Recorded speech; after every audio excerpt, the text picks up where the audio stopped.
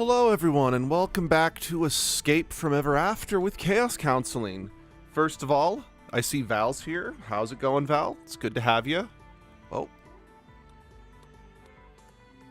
Wow, okay, I actually, for the first time, may have overcompensated on turning the music on this game down.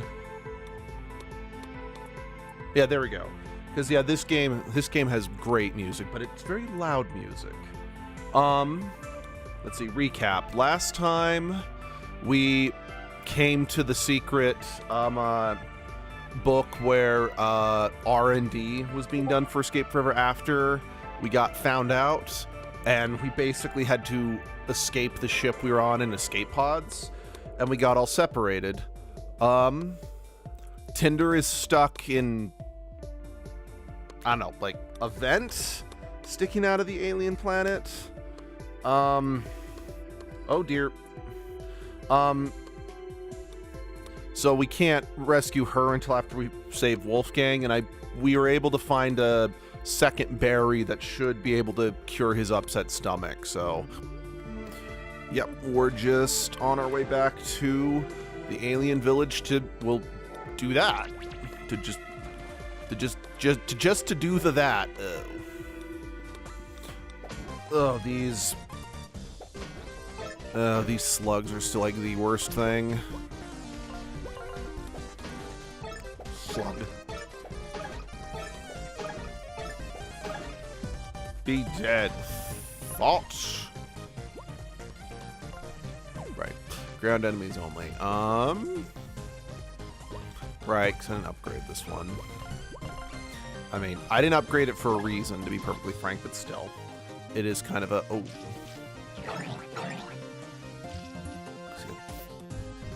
Enemies here hit so goddamn hard. That is really not... Yeah, because while the snails are in the shell, there's fuck all we can do about that, which... like I said last time, I'm not the biggest fan of that, because I really feel that, like, at the very least, defense penetrating attack should be able to do something against them. Oh, right. I don't... Still, Patches does have the best chance of actually killing this thing. Yep. And I was right.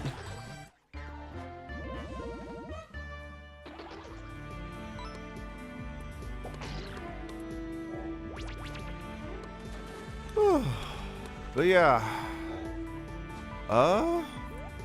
Yeah, last night was pretty fun. We were able to actually make quite a bit of progress. An ink bottle!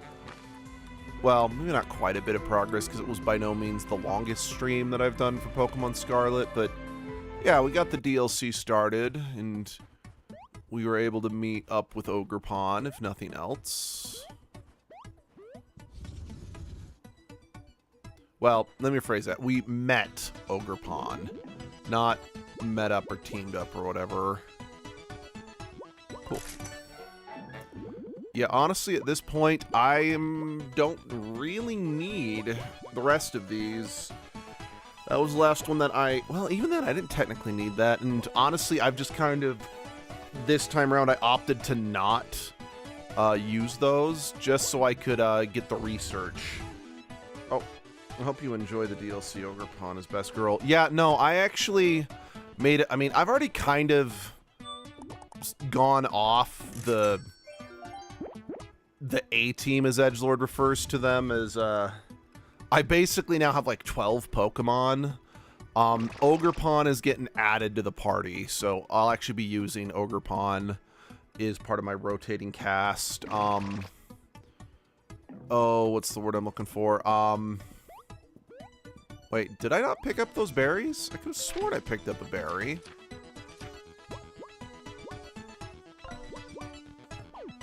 Yeah, I got one.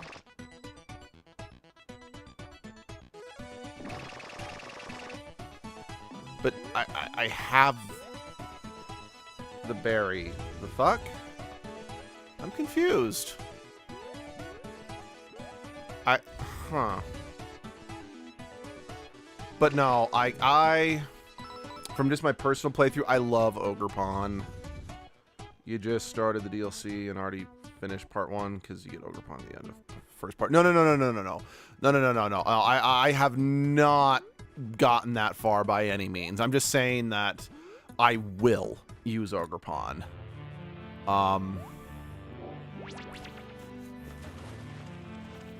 Okay, you know, hold on. I've left, I've come back. Let me try again.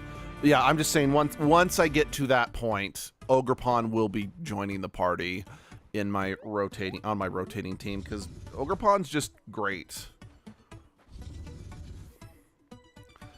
And they're just absolutely adorable. Okay, good. Oh, wait. Oh, right. Now I remember. Because, right, I had no companions when I went this way, but now that I've got 2 back, we can actually explore more. Let's see. Dialogue with Kieran and Carmen change in DLC Part 2 of Use Ogerpon. Oh, seriously? Okay, I actually didn't know that because I didn't use Ogerpon in my personal playthrough of the game. But yeah, okay, I'm definitely using Ogerpon now. You know, something that I actually kind of noticed, what's it called? Just this morning, right before streaming, I saw on social media that they posted, like, the timeline of events. Like, Pokemon Scarlet and Violet came out in 2022, and Wind and Waves isn't coming out until next year. And people like, wow, 5 years between a mainline Pokemon game? That's actually the biggest gap that there's ever been between Pokemon games, and I didn't even realize that, but yeah, it is true. And it's kind of crazy, you know? But at the same time, I am hoping that... Right, I need Wolfgang to get up there. My hope is that it does mean that Wind and Waves is going to be a big leap forward in terms of, like, what we get out of it, you know? Because, again, as someone who doesn't, like, I know a lot of people have been saying, like, the last couple Pokemon games have been kind of disappointing. And as someone who honestly really doesn't agree with that, because I've been thoroughly enjoying the Pokemon games. Let's see, it's also about damn time they really needed to increase development time once they went 3D. I agree. Yeah, just as someone who does really, really enjoy the last couple Pokemon games, I don't disagree that they really do need to take the time to let it cook more, you know?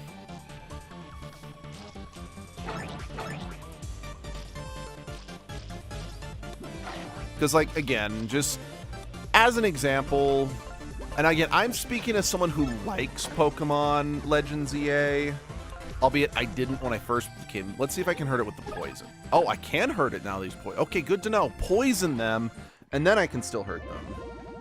From my minimal experience with Legends EA, the game has been stepped up, and Pokepedia's incredible, so hopefully they'll step in the right direction. I agree.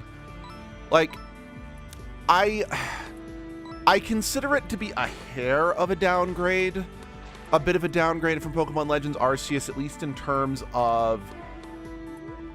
Because, like, Pokemon Legends Arceus, it was the first kind of real open-world Pokemon game. And, well, it's not like there isn't open exploration or anything like that in Legends EA. It just does, in a lot of ways, feel less, simply due to the fact that you are, damn it, restricted to a single city. But at the same time, well, yeah, it is technically a step back from being able to explore the whole Hisuian region in the past. The game itself, once you get past what it isn't and instead enjoy what it is, for me at least, was pretty damn fun.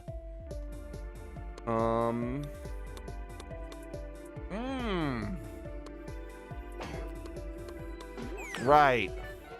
Yeah, no, I absolutely could not get up here until I had patches.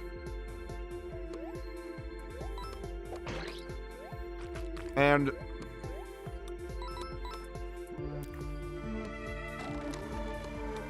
if I were sticking to a single city, you can constantly be an open world to do whatever So I need to go back to the same area again and again for loading. You know, that's a fair point.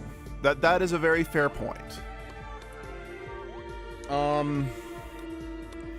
Also, I will admit it is kind of nice since we never did get a yellow version equivalent for X and Y, because Z version, which, I mean, okay, I don't remember if they like 100% for sure were going to do a Z version or whatever, but because that game did end up getting canceled, it was kind of nice to actually kind of see what that game, you know, kind of, we'll just kind of get a story with Zygarde, you know? Pokemon doesn't have the day time for time for the full AAA open world programming. You're not wrong. You are not wrong about that, Val.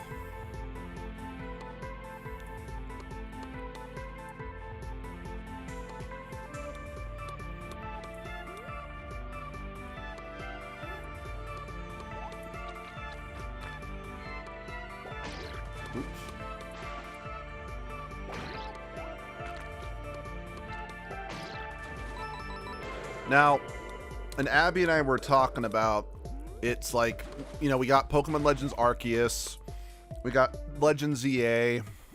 Now, more than anything else, we're like, okay, what other Legends games do we want the most? And we're like, oh, Legends, we definitely would love Legends Ho-Oh or Legends Mew. But then also, let's see, Scarlet and Violet had the open world, but the landscape was very barren, not a lot to do around. But three quest lines, that is very true. What am I doing? I'm skipping the dialogue. Actually, yeah, I don't feel so good. I just need to...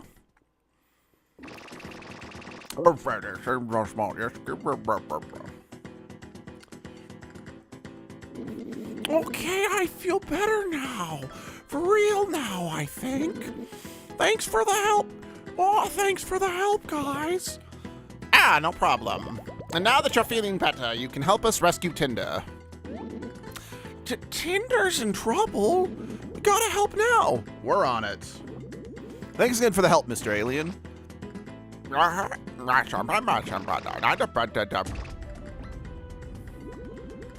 We can't afford that. I can't.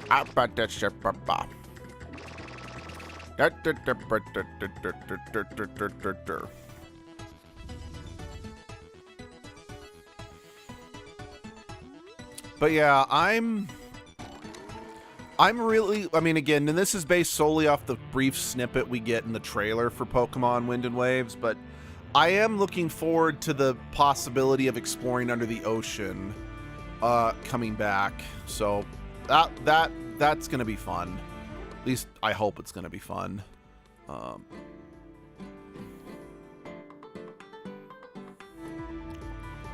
And again, the reason I say I hope it's going to be fun is because, sure, we know we're going to be able to explore under the sea. It's in the trailer. But I'm also worried. I'm like, okay, but is it actually going to be truly meaningful? Because for better or for worse, like in Pokemon Sword and Shield, they're like, oh, open environments to explore. And we got that, but the wild areas were very minimalistic. Again, they were still fun for a first open explorable area in a Pokemon game, but I don't feel people were that in the wrong for saying it's very... It was disappointing for what it felt like they were promising at the time, you know? And again, I'm saying this as someone who does actually... Oh, sweet. Actually enjoy Pokemon Sword and Shield quite a bit. I don't think I'll ever revisit them in the same way I'll, you know, revisit Pokemon Scarlet and Violet. Then again, for me, a lot of times when it comes to Pokemon games, once the next one comes out, I almost never revisit the previous game unless I'm doing, like, I'm streaming it or I'm doing a... Like, I very rarely do Nuzlocke, but I have done a few throughout the years. Oops. Let's see, from what I can see in the game's trajectory, it looks like we're on a small island, which would allow, I think, a full open world with actual fun stuff like Legends EA, plus switch to hardware. That, you know, that too. Because, yeah, love or hate Scarlet and Violet, I think one thing that most fans can agree upon is the optimization of Scarlet and Violet was not where it should have been for a new release. Especially a new release for a series as big and as loved as Pokemon. Damn it.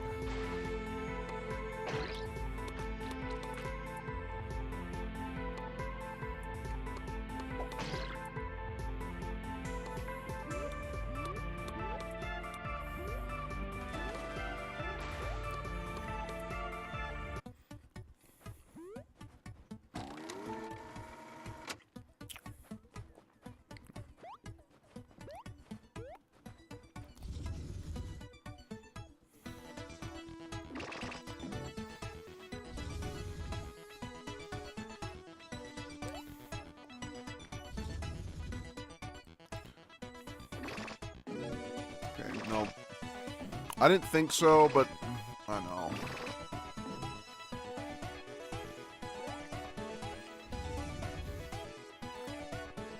I will say, like, again, this is going to change, or might change depending on once we get the legendary reveals. But as of right now, I think I'm definitely leaning more towards Pokemon wins. Honestly, I have no really good reason. Okay, I admit, part of the reason probably has to do with the fact that Abby is already kind of leaning towards Pokemon Waves, and it's Abby's turn to pick which version of the game she gets. Hey, Breakfast. How you doing? But yeah, because Abby and I have a rule to keep things fair that we alternate Pokemon generations. That one generation I get to pick which version and which starter I get, and in the next generation she gets to pick which version she wants and which starter she wants, and then we just rotate. I mean, granted, nowadays with access to the internet, it's not as, like, crucial as it once was, at least in regards to, oh, we got to pick different starters so we can breed our starters and trade them with each other, if you know what I mean.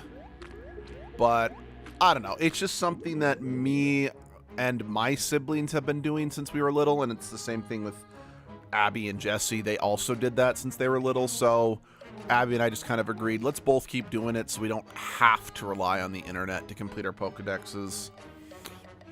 Okay, Tinder, I'm going to try to pull you out. Be careful! I'm going to have to pull you by the tail. What? No! Yeah, it was a plant, not an event she was stuck in, but I forgot. I told you! Be careful! Well, you're out, aren't you? It's good to see you, too. Just fill me in already on everything I missed. Went to a friend's house a bit ago to hang out. Oh, that sounds fun. What a mess. Mr. Moon discovered our plans, and I was stuck here in this storybook. Which, by the way, is frigid. Doesn't make sense. How did Mr. Moon discover our plans? Yeah, I don't know either. Frankly, he probably just realized our actions weren't making sense. I mean, I always thought it was of a leap for him to assume we toppled the 3 pigs from the construction site because we just were trimming the fat. For the record, I just want to say I knew this would end horribly. Do you really think we had a choice? The only way to take down Everafter Inc.'s storybook network is getting to the real world. And there's only one way to get there, a Lexi chip. Which, by the way, we still can do. The R&D lab is right over there. Flint busted me out of there. We can bust back in. I'm with Patches on this. I refuse to roll over and give up. We've come this far.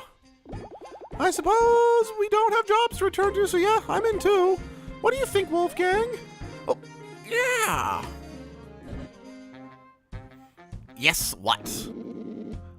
Oh, yeah, the thing you guys were just talking about. Did you even have any idea what we are right now? Okay, step 1, bust back into the R&D lab. Step 2, find out where they manufacture the Lexi chips. Step 3, go to the real world and take down the telepager network. Once and for all, let's do this. Let's blue this.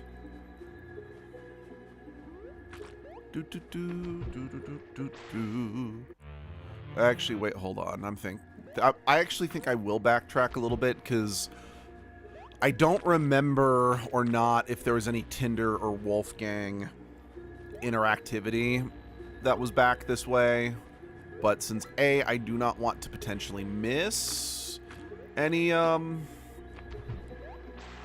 just don't want to miss any ink. So I'm going to double back real quick. Albeit it looks like I'm almost back to where I started, so there probably wasn't. Let's see. Wolfgang is just a little guy. No thoughts, head empty. He's just a little guy here for the adventure. He is. Yeah, Wolfgang is... Yeah, Wolfgang's an absolute cinnamon bun. And I love him. Well, I love all the characters here. I think the one that I'm the most on is Patches, but I think that really does kind of suffer from the fact that he is the last partner to join, and this game isn't as long as I would have preferred. Like, we're on chapter... Let's see. Oh, isn't there a backroom movie coming? I don't know, actually. Because, like, yeah... I love this game. Like, I do not make any, like, do not misquote what I'm about to say. I love this game, but because it was done on Kickstarter, I truly do feel the game was not as long as it could have been. There's a background movie coming out. Oh, okay. Because we're only on chapter 4, and we're already breaking into Everafter Inc. to try to get our hands on the ability to go to the real world and defeat Everafter Inc. once and for all. And then Chapter 5 is just us in the real world. And I really feel this game could have benefited from being 2 chapters longer. What was a trailer for the movie? Okay, cool. But yeah, I'm not actually sure what backroom is in this case, or in this context. Once again, I do not blame the developers for the game's length. This game, again, this game was kickstarted, so they only have so much money, so much development time, and quite frankly, the product we got, even though it was Kickstarter from, like, I think a new developing team, was great. I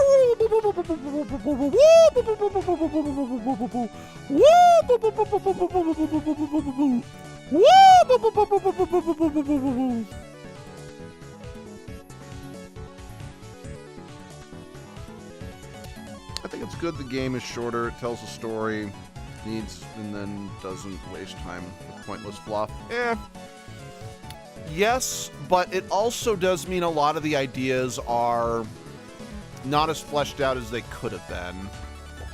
Because, like, honestly, the gimmick of this game being, you know, traveling between storybooks is probably this game's best feature. It just feels very underutilized in a lot of ways because we do go to so few books.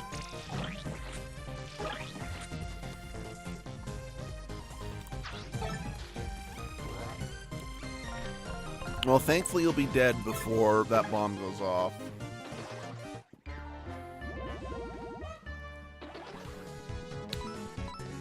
It's okay, everybody. Someone died, which means the fuse automatically switches off. Yes, I know I did not need to melt that ice to get what I wanted, but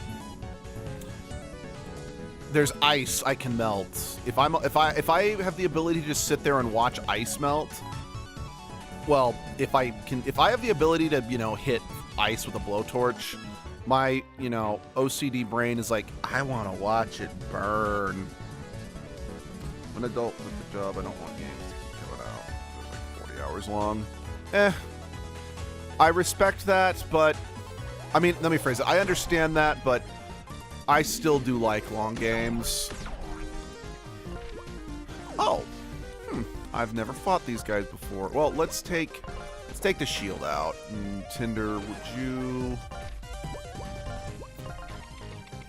Thank you.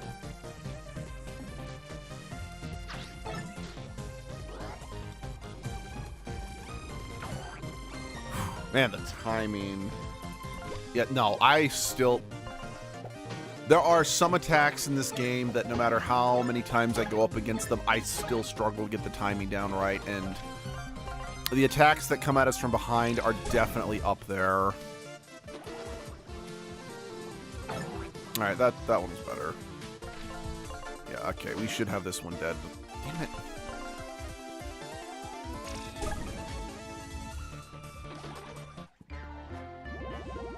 How was Bug super... Oh, actually, that is a great question. The reason why Bug is super effective against dark types is because... Oh, what's the word I'm looking for? In Japanese, a dark type is called evil type. And also in Japanese, there's the superhero franchise Kamen Rider. Kamen Rider often has, like, bug motifs in their hero designs. So the reason why Bug is super effective against Dark is it's an homage to Kamen Rider, being like, bugs defeat evil. Because again, Dark type is evil type in Japanese. That's actually something I only learned recently myself. And it's also the same reason why Fighting beats Dark is, again, it's a Kamen Rider reference. All right, I don't hate long games. You saw me playing one of the ZAs. Don't want all the games to come out. Be like, honey, yeah, sorry to finish exhausted. We should have short games too. I don't disagree. No, and again, I don't disagree. But like I said, I just feel this one did need more time for its ideas to cook better. I mean, because again, what we have here is fantastic. So I can't stress enough. This game is great, and I do still recommend it. And honestly, it's only like $20 when it's not on sale, so it's pretty cheap, all things considered. It's just, like I was saying, I really feel that some of the ideas could have been given a little more time to, like, truly shine. But yeah, anyway, back to, like, the Bug thing. That's the reason why Fighting and Bug both beat Dark, and that's also why, when Fairy was invented, since fairies are often associated with defeating and evil in fairy tales, and or they're the evil themselves, because traditional fairies are fuck all frightening. That's why Fairy beat it. Ah, here's a computer terminal I can use to remove the restrictions in our company accounts. Everyone sit tight while I work my magic. Alright, just gotta hack into the mainframe. Okay, if this is what I think, and it's gonna make a joke I absolutely love right here. I'm in. Wait, what? I didn't think hacking actually worked that way. Haha, it doesn't. But we're in a sci-fi storybook, so naturally the storybook's logic applies. Sorry, I love that joke. I know it's not great, but I just think it kills me. All right, I'm almost done here. And see, by the way, I got Batman Arkham Knight on my Xbox One when it's on discount. I was like less than $10, I think. Oh, that's a really good deal. Because I've only played the very first Arkham Asylum game. I never really got into the Arkham games, but they are, yeah, I know that they're great. Although fairy-type Pokemon are genuinely the face of folklore and horrifying. Yeah, no. I agree. And done. Our accounts are, oops. We can now use the company telepages again. Woo! Well, now that's done. Let's find where they manufacture those Lexi chips so we can finally get to the real world. Yeah! So one thing, it's a YouTuber, his name, who goes by JPR, who talks about Pokemon. Like, he's the one who explained why that fact that I shared about Dark. Let's see, I adore Scarecrow's design in Arkham Knight. Probably the best one for me. Nice. But something that this YouTuber pointed out that he kind of wishes was different about fairy types, and honestly, after he pointed it out, I actually have to kind of agree with him on this, is that he's like, they really kind of wish that bugs resisted fairy rather than the other way around, because bugs are kind of like the worst type in Pokemon right now, And if they had just gotten an extra resistance to Fairy rather than be resisted by Fairy, that would have done a lot to help rebalance that, just to rebalance Fairy for the modern, or rebalance Bug for the modern day. Kind of similar to how introducing Fairy both checked the problem with Dragon Supremacy that was rampant in Gen 5, and reinvigorated Steel as a good type. And a little bit Poison as well, but Poison still has too many things that are resistant to it and not enough things it's strong against, so it wasn't as successful. And I do have to agree with them.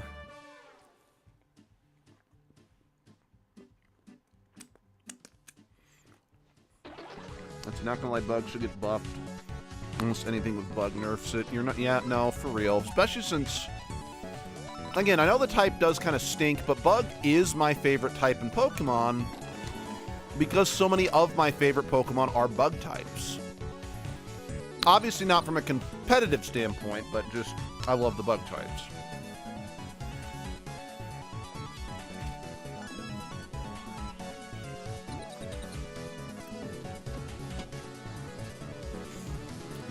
The vats are filling.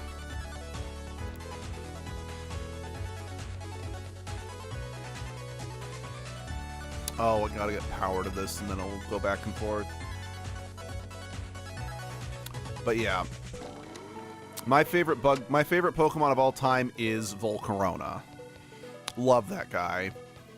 Then also, you know, because I was a kid, you know, who's been around since the very beginning of the franchise, I always loved Scyther. And when, you know, Scizor was added, it was like, oh my gosh, it's Scyther, but it's Scyther on steroid, Captain Steroid Crunch. So, loved Scizor. Loved Heracross. Let's see, Fairy Resisting Bug is also lore accurate to the Fae, who are close to insects and live among them. I think Volcarona was a mythical. Well, the funny thing about Volcarona is that in many respects, it checks off a lot of the boxes that it should be a legendary Pokemon. It just isn't.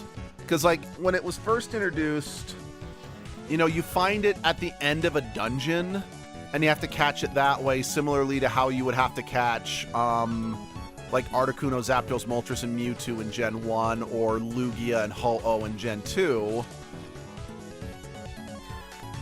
But like the only thing that really sets it apart from other legendaries of the in Black and White is just the simple fact that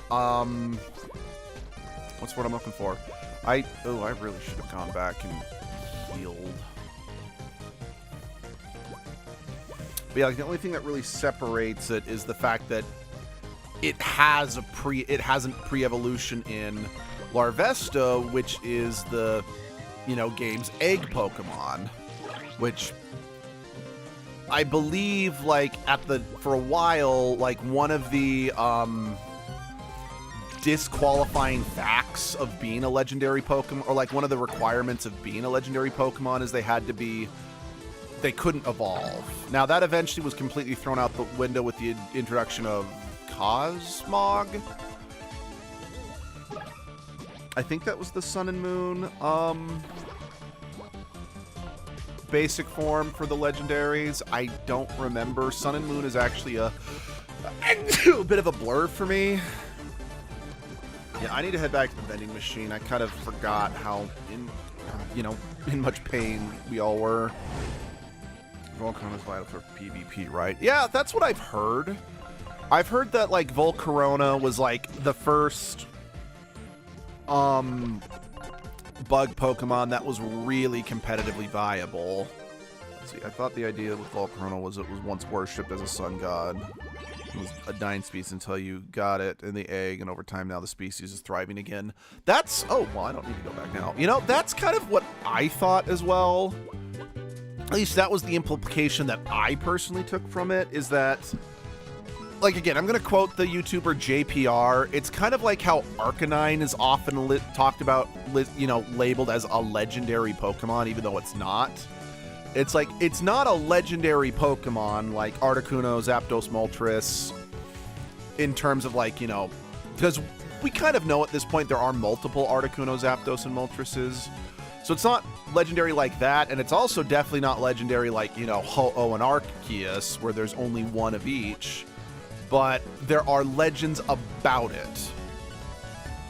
So that's the idea that JPR put forth about what's the deal with Volcarona, and I have to agree with that. Honestly, I think the better comparison with Volcarona would actually be Lapras, if I'm being honest. I just think Aggron was the pseudo Pokemon for Gen 3 until I found out about Beldum. You know, I actually thought that too. Then again, Gen 3 was the first one to have 2 pseudo legendaries because they had Salamence and Beldum. By the way, am I the only one who misses the time period where the pseudo legendaries didn't all have to be dragons? I mean, don't get me wrong. There are very few of the pseudo legendary Pokemons I dislike. Albeit there are definitely some I like less than others. But I liked the fact that the second pseudo legendary we got was Tyranitar, which was a rock type. You know, one of the lesser types in the game, so that was kind of cool. And then I like the fact that, you know, Beldum was also not a drag. Oh, excuse me, or Metagross. Let's see. Given the egg and Volcarona in the castle, I assume they were dying because the humans kept catching them. Till they were down in the wild. Yeah, I kind of got that too. A poison type pseudo. Yeah, I agree. You know, honestly, even though poison is objectively not as useful against fairies as steel, I am still glad poisons did get buffed the way they did, because heck, I've actually used a number of poison types because they're viable again with the whole just with fairies being a thing now.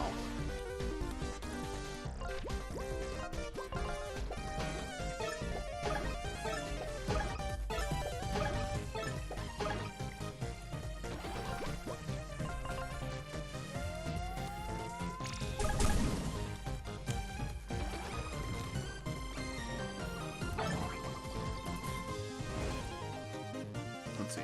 There's an Ultra Beast, Poison type, Pseudo. They gave you an Ultra Sun and Moon. Okay. Again, I don't remember. Like I said, I don't remember Sun and Moon the greatest. But that's cool. Let's see. Oh, Poison Steel or Poison Ice Pseudo.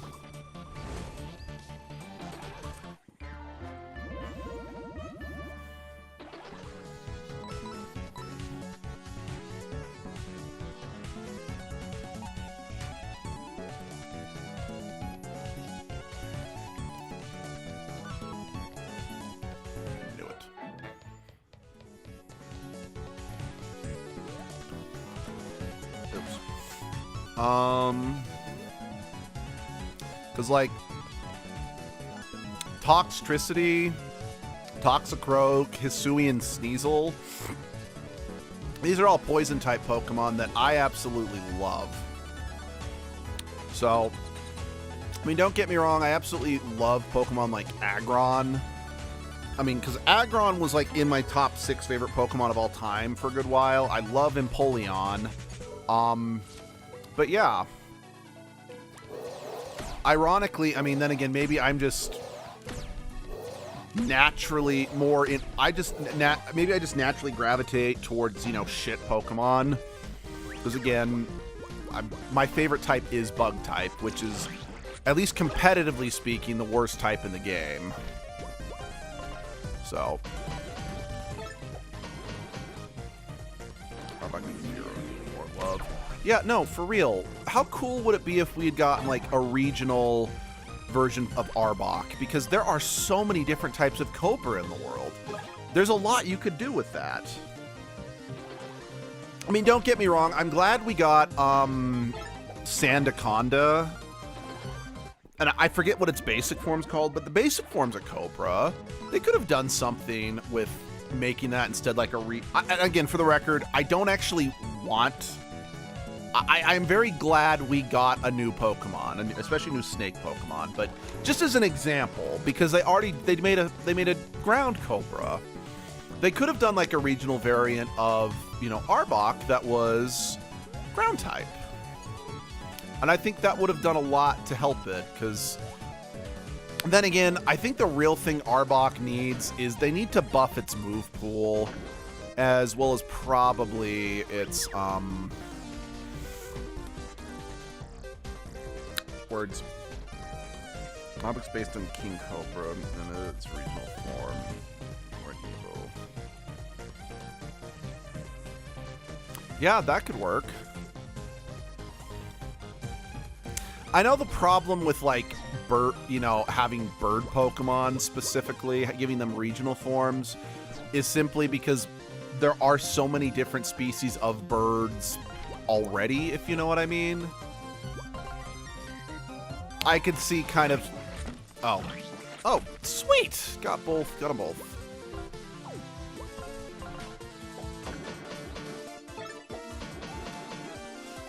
It's like there's already so many birds as it is. It's like giving a pre-existing bird a regional form would just add to the clutter, if you know what I mean. I ignore competitive because it ruins the fun. I 100% agree. Like, I completely agree. Again, I'm just bringing it up because I do just want to make sure that I am acknowledging all sides of the the conversation. Because, yeah, I think when it comes to Arbok's big thing that's held it back throughout history is just it hasn't had the greatest move pool in the world. Oh, yeah, I've now got Ava, so I can open the... Hold on, let me see if I can... But, yeah, I don't like... I feel that with how competitive Pokemon's gotten, it's borderline ruined the franchise for me. Let's see. Dark Flying Fearow, like how Alolan Rattata and Raticate. That'd be fun. Now it could be like, fear me, for I am Fearow. I am evil.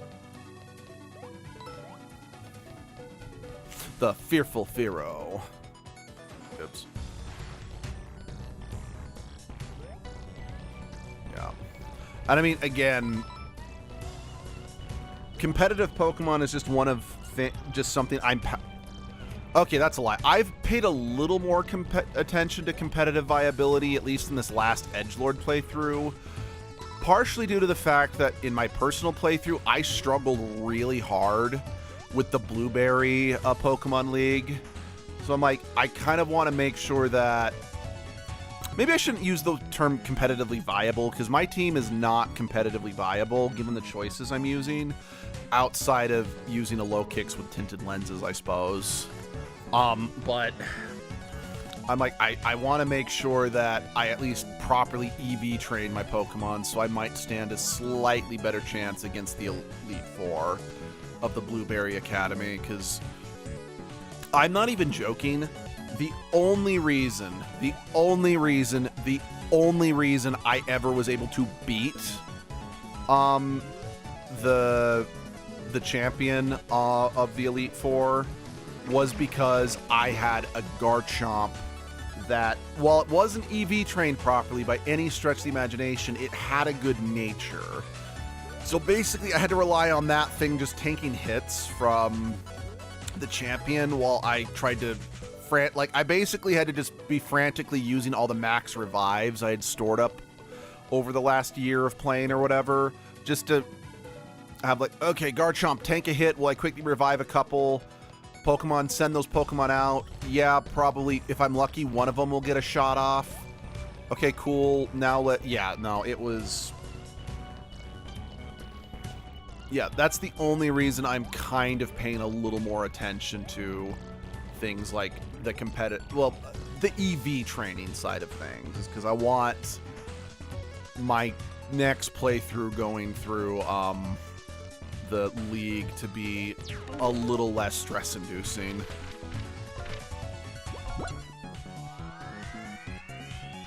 I just what they hate that Pokemon Champions is basically a game for competitive players, but by giving them a game, I hope they stay away from the casual space and let us have fun. I agree. How competitively viable is my team for fan game? Legends EA, Greninja with Protean, G-Max, or Single Strike, Oregon 2 with Evilite, Xerneas, and Dragapult with Infiltrator and Talonflame.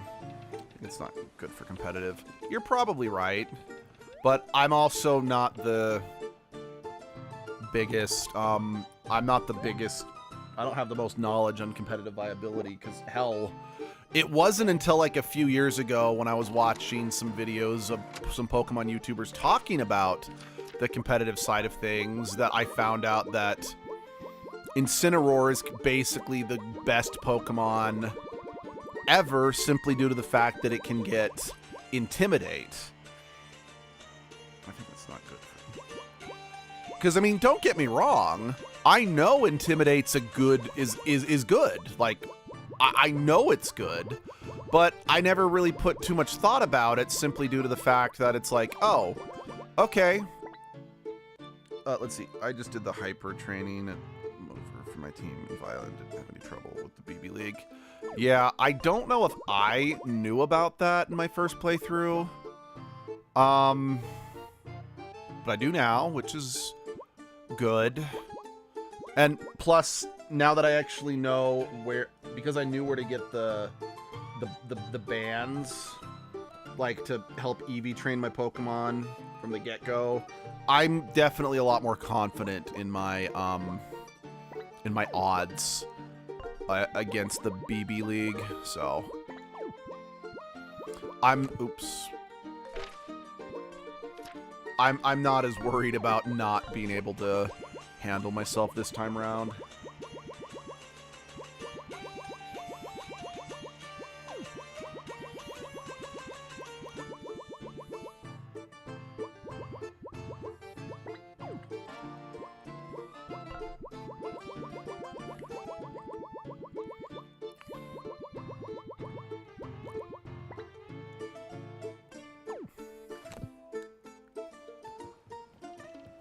You know, honestly, I really appreciated when X and Y added that, like, mini game or whatever that you could do in,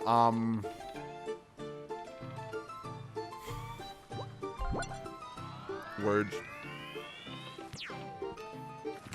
That mini game you could do in X and Y to basically just Eevee train your Pokemon. It made things a lot easier, especially when I did because the only game I've done Nuzlocke on was actually X and Y. And even then it was unusual. They were what Jesse and I called egg locks. I don't know if that's like an official term, but basically we had Abby breed us a bunch of get us a bunch of Pokemon eggs. And then whenever we caught a new Pokemon, we would trade for one of these eggs at random. And then that was now the Pokemon that we'd use for our Nuzlocke. Then, after we did a couple of those, we then did a Wonderlock, where whenever we caught a Pokemon, we just immediately Wonder Traded it. And whatever we got, provided it wasn't an illegal hacked Pokemon, like that wasn't allowed. But once we got, then that was the Pokemon we use. Let's see, I think if and others show up for DLC Part 2, the BB League should be easier since you have more brains working together to accomplish it. That's true. Oh, let's see, I think Rayquaza, particularly Mega Rayquaza, kind of fell off in competitive. That's what I heard. Oh, my God, it's happened for a I hope it's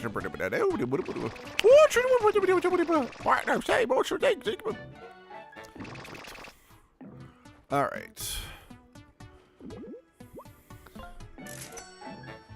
For more inventory, please and thank you. Okay, cool.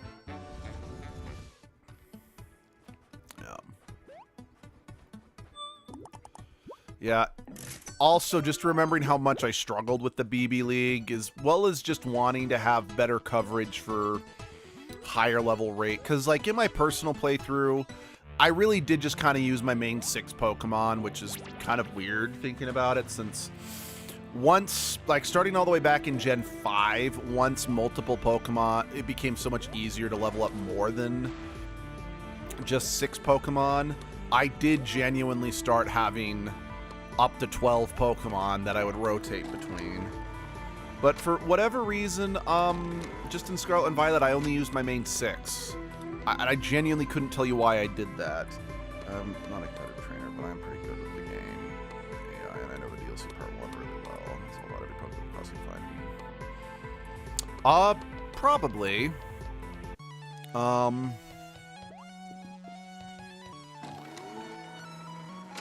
Oh, wait. I need to go give that warp drive. Hold on.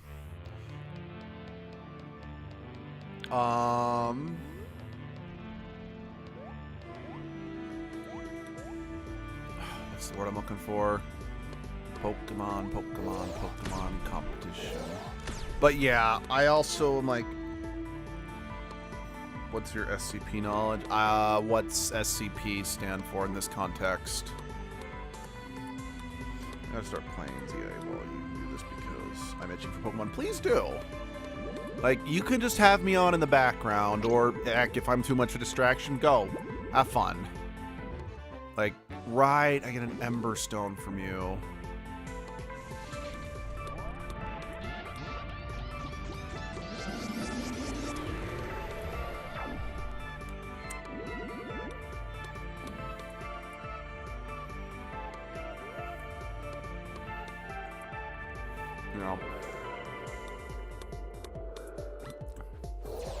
Yeah, we're definitely going to want to that defense attack combo before we attempt the 100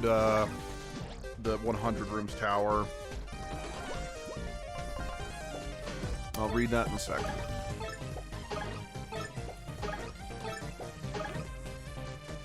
Dice theme reminds me of Subnautica 2. And so you aren't big distraction. I have to listen to videos while I play because there's no voice acting in ZA and the music so chill I get sleepy. Oh, I understand that completely. Yeah, well, we're definitely on an alien planet, so I'm sure the developers would be quite happy to hear that their planet reminds you of like a big AAA alien world. Man, I get that. Like, it's kind of just speaking of how chill the music is, it's kind of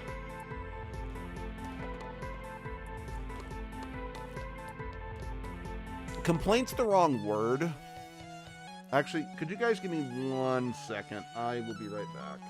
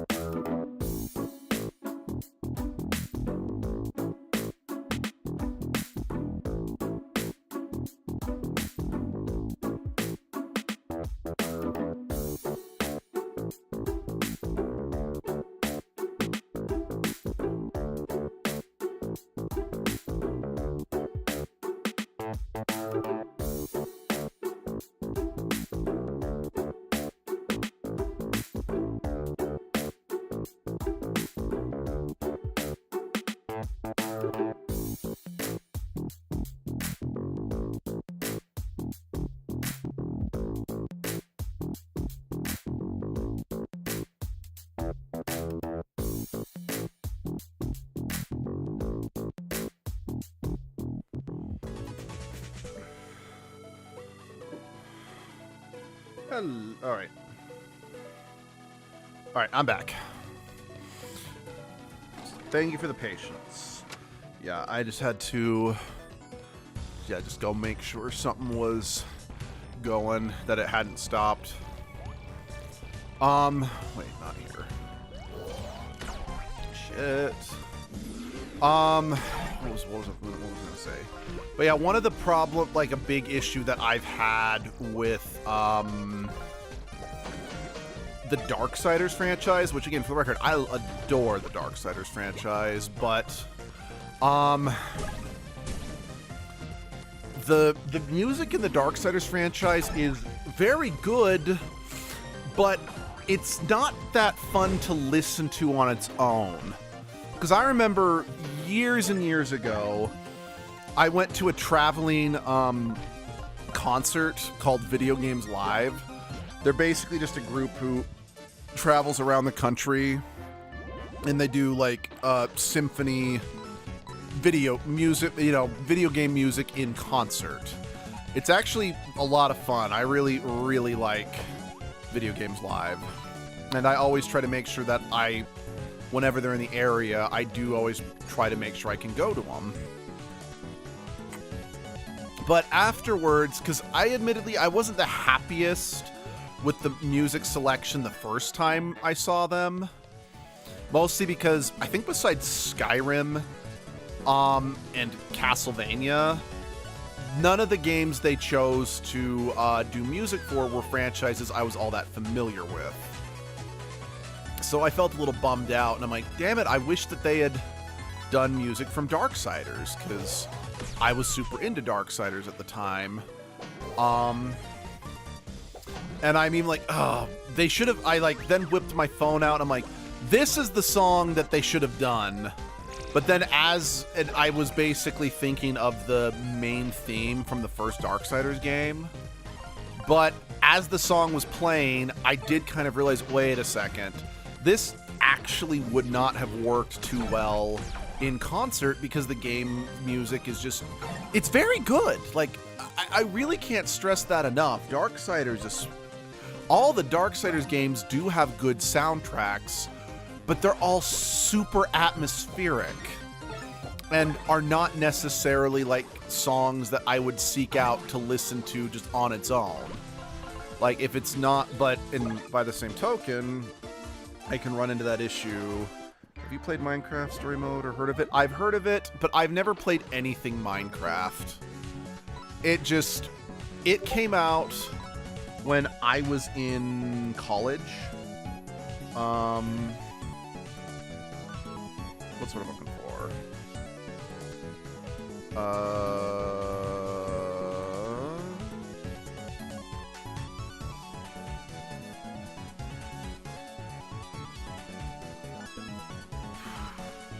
Words. It came out, Minecraft came out when I was in college, and I'm like, I don't need something that is, big and time-consuming on my plate, because I've got college I gotta worry about, I mean, not that stopped me from playing Skyrim, but I don't know. The thought was there to try to be a responsible adult at the very least, even if I ultimately did kind of fail. But yeah, it was, but very much. But yes, I do absolutely know of Minecraft Story Mode. I don't really know anything about the story, but yes, I am familiar with it.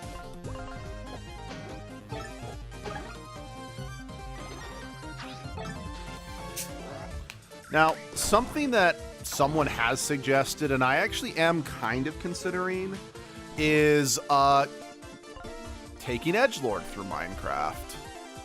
And it's like, yeah, I really am considering it. Granted, I don't know if I will, simply due to the fact that I don't really know what, for lack of a better word, the end goal is. Because for the most part, for an edgelord game, there has to be like something edgelord is working towards.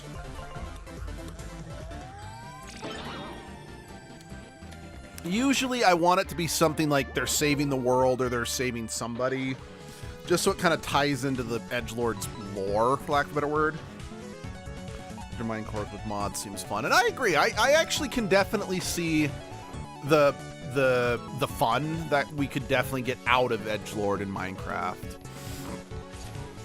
Oh, speaking of, because Abby's going to be gone at work all day today, and my plans got royally canceled due to life stuff, I am going to do a second stream later in the day, and I am actually going to stream the new Tomodachi Life game. Because I really want to do that. And even if I'm not done with this game, I think that'd be fun.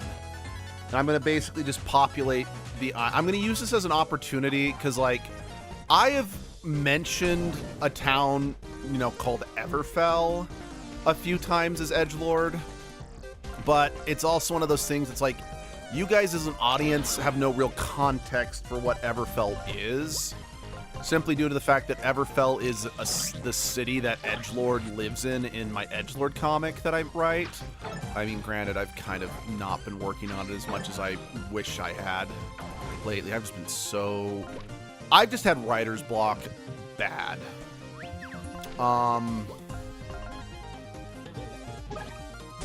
Words. And Everfell is based on a closed theme park that I used to go to and LARP as edgelord. And LARPing as edgelord was a huge factor in forming kind of edgelord's lore, edgelord's character, etc. So and again, yes, the comic is out there, but it's not great, and it's very bad quality because it's just pencil drawn. But I figured, oh, I could use this as an opportunity to have an Everfell for the channel, so you guys at least have some context of what edgelord's talking about. Or at the very least, the name makes sense. And I also realized, oh, in Minecraft, I could have edgelord. You know, it's funny. I came back here to use the vending machine, but it's like, if it's right next to the teleporter, the telepager, why not just go to the ship and use the bunk for free, you know? Like, I think that might have been a bit of an oversight that the developers didn't think about. Gen 1 edgelord sees Vix Minecraft. I have no idea what that is, so I will say I'm like, it probably would be interesting, yeah. But that's another thing. I'm like, oh, Minecraft. I could have edgelord build a version of Everfell as well.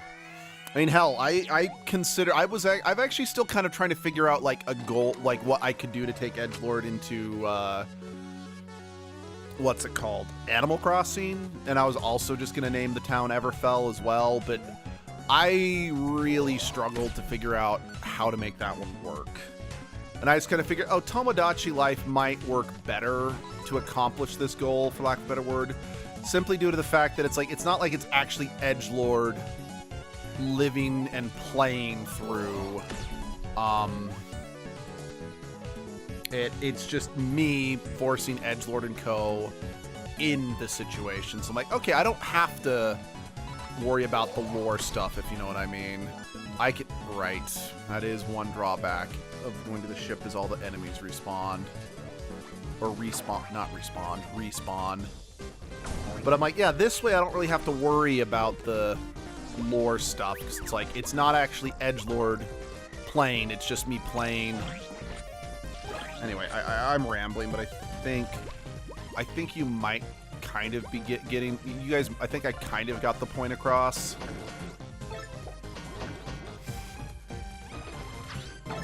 Let's see. Just go to Dark Oak Biome and try to find a match, I guess.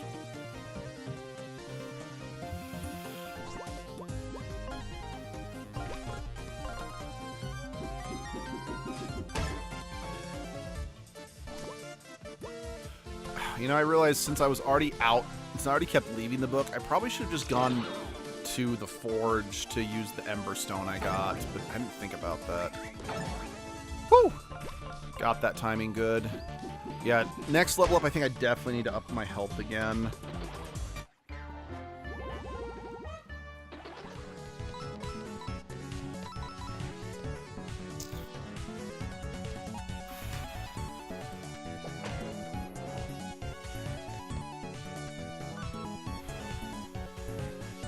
No, there wasn't really much point coming back here.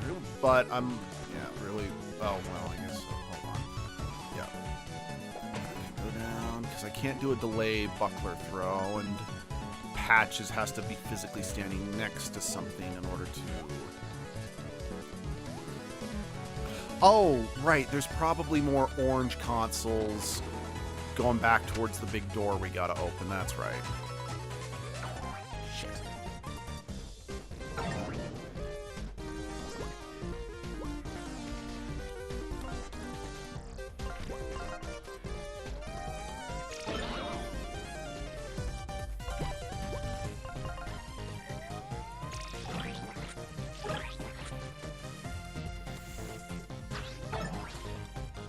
Oh, so it's kind of funny. Jumping back to Pokemon real quick. I remember, like, back in the day, Sunshine was working on, like, a Pokemon. It wasn't really a fanfic per se, but it was more like, I don't remember what it was. It doesn't matter. But they asked me and my older brother, it's like, hey, if you could, what would your team of Pokemon be if you could use any Pokemon except for legendaries? And I remember telling them, you know, my team, and it included Volcarona, and they were like, I said no legendaries. I'm like, yes, but Volcarona isn't a legendary. And that was something the two of us heatedly, you know, argued about for years. But yeah, just since kind of with what we were talking about before, it's very clear that Game Freak does not consider Volcarona to be a legendary. Let's see. By the way, what Pokemon game do you recommend me playing right after Y? I say let's give them both, Val. I personally am rather fond of Black and White and Black and White 2. I also really like Legends Arceus. I do also like Scarlet and Violet, albeit I do know that one can be a bit janky for some people, so some people do consider that to be a deal breaker. I personally don't, but I do want to acknowledge that.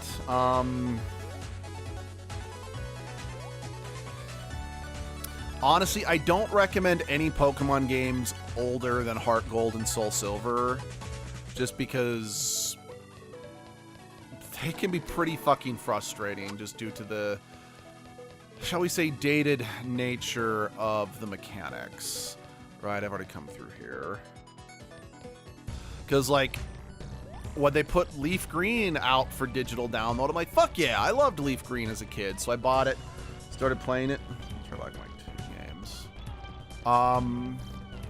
Yeah, just be aware that Black and White was the last generation of Pokemon before the fairy typing was introduced. So there is, like, Steel and Poison types are still not the best.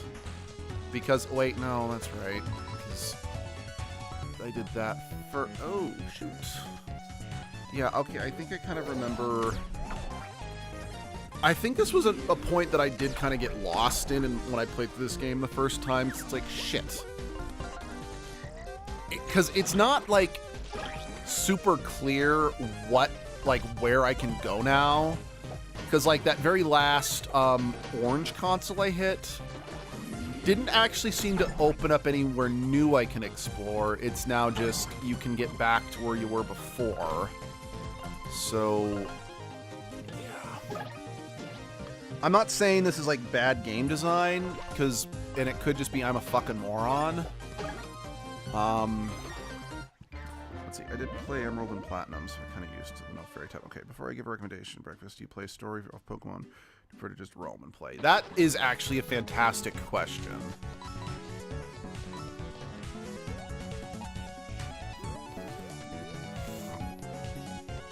Because, yeah, that is very true. Depending on what you prefer from your Pokemon games, definitely will. Oh.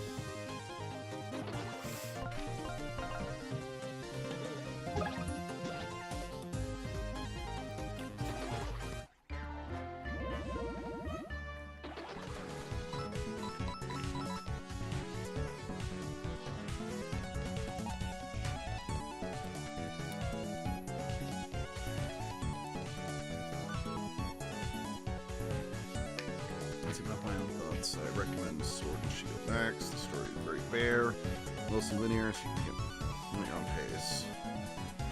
The gimmick will be in limited ways. You know, if I'm being honest, I kind of hope they just kind of keep. I mean, I know from a story standpoint, it might not make sense to still have terrestrialization, but I really do kind of hope that sticks around, because I really feel terrestrialization was the best gimmick. And I mean, yes, I know competitively speaking, it's the best gimmick, but That's not even what I mean. I just think terrestrialization was just the best gimmick, period. Because, so, my beef with Mega Evolution is that only the Pokemon that have Megas can use it. Z-Move, I mean, yes, there's only like a few Gigantamax forms, but every Pokemon can Dynamax. Every Pokemon can use a Z-Move, and every Pokemon can be terrestrialized. So personally, I kind of really hope that terrestrialization just sticks around for a bit longer. Do I think that's going to happen? Well, sadly, no, but that's my hope, at the very least.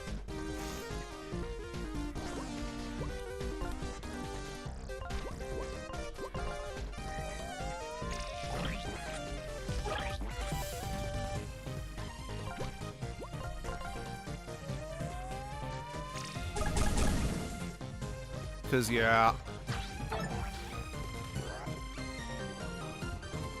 Because, yeah, I do feel that Gigantamax is definitely one of the worst implemented gimmicks in the franchise.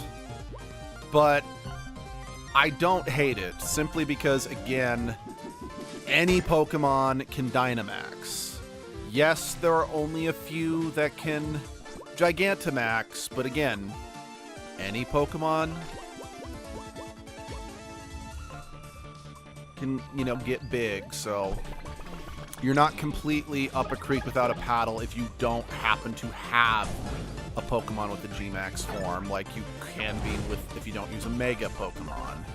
Because, like, again, I like Legend ZA, but it is a little disappointing that to beat the Rogue Mega Evolutions, you basically have to have a Pokemon that can Mega, otherwise you're doing piss for damage. Well, then again, I guess that's why they have Pulse moves. I wish they would stop changing gimmicks every gen. I agree. Gen 5 gems were kind of left in the dust. Yeah, you're not wrong. I get that the idea, like the business model, is that it's like, oh, we like doing different gimmicks, so no version of Pokemon feels like the definitive version, so everyone can play. You can play any version you want and still get a unique experience. At least that's the excuse. I can understand where that mindset could come from, but I'm also of the opinion it's like the beauty of getting new games and moving forward is that we're getting a better all-around experience, you know? And if things are just constantly removed, like contests being gone, you know, Battle Tower, Battle Frontier being gone, it's like,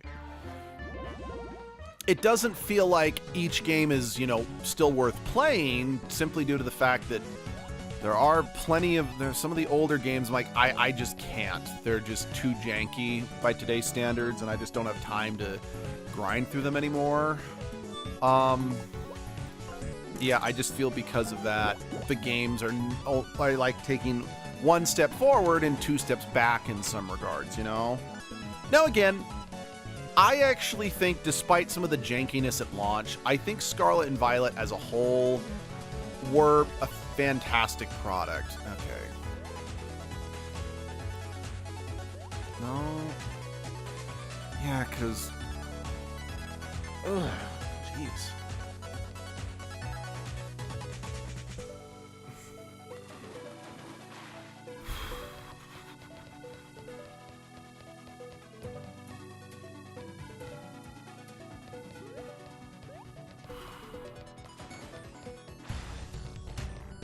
No, I can't re-switch that.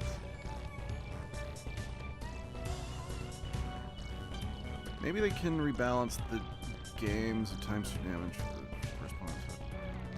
Maybe. Again, I know I'm missing something.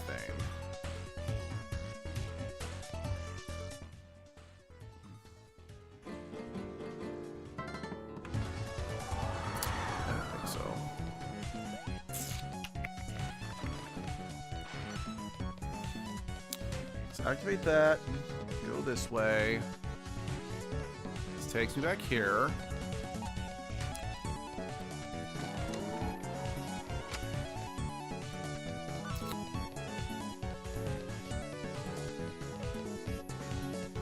this is just where we... Yep. Shit. Damn, I hate saying this, but I really am kind of lost. Yeah, let's drop back down here.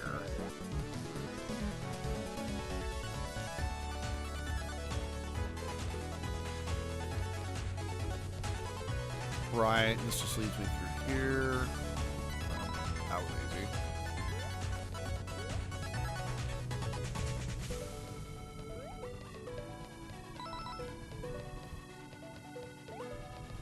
I know it's technically kind of janky and goofy game design, but I am kind of grateful that it's like, okay, we will throw you.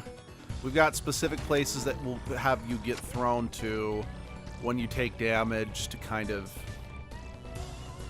make sure, because like again, the way that the flames went, it would have technically been impossible to get through going the direction I did, but because it threw me to specific points, I was able to get through.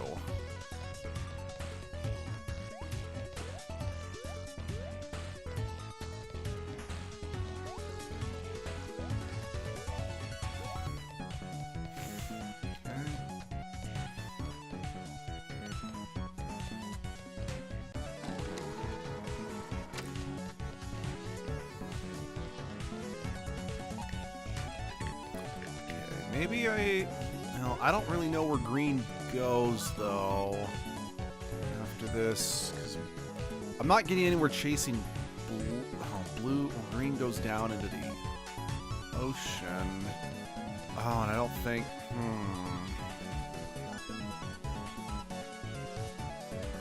because green is right there. Like, that'll kick off the whole thing. I just don't think / know how to get up there. Oh.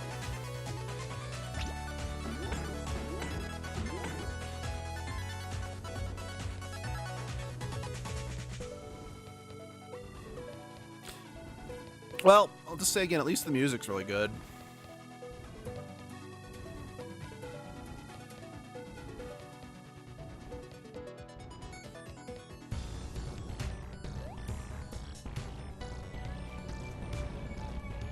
Hey, whoever decided to make it, let's do fucking obstacle courses in ZA.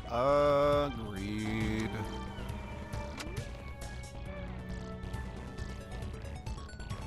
So yeah, over there is, yeah, so green has to be last. Because the only way to get there is with blue. However,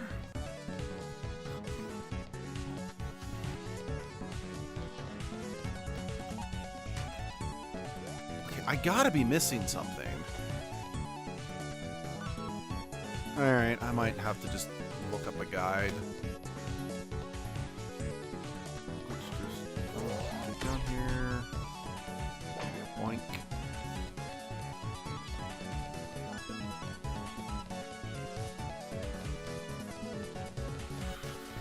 Alright, I'm looking up a guide. Hold on. What's your favorite animated series? Beast Wars. Followed by Digimon Tamers.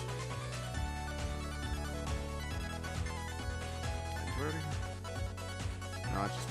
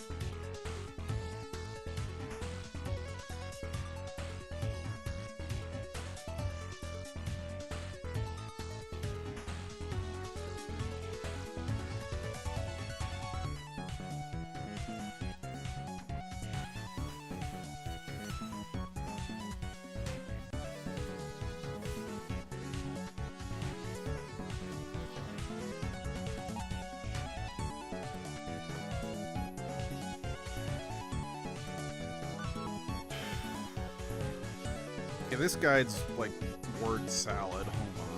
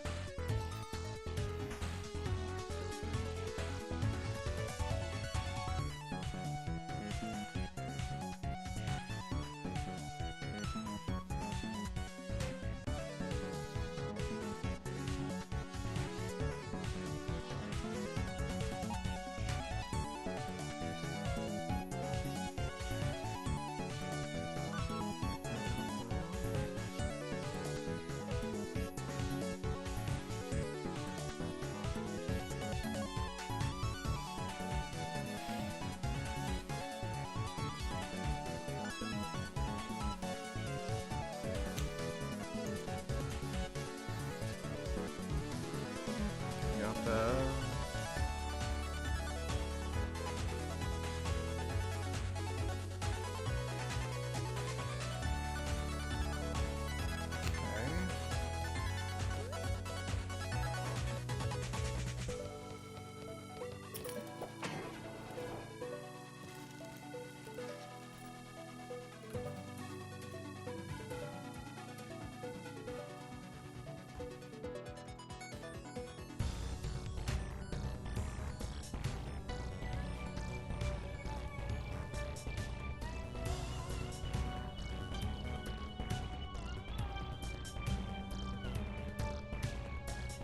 Oh my god, it was staring me right in the fucking face. I'm so stupid. Okay, I know what we need to do now.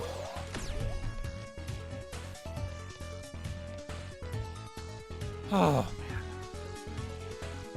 I have really, really brain dead moments at times.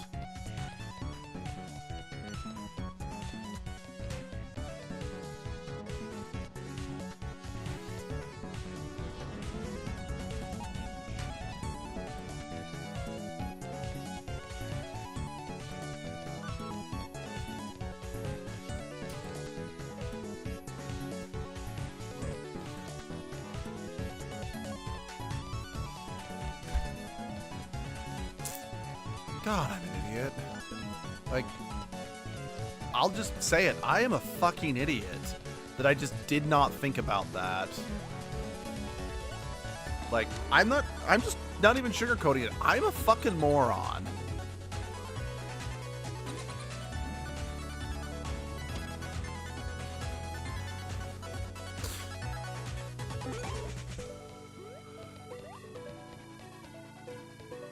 To be honest, would have taken me longer. I mean, we would have been running around forever had I not looked it up. Let's be real.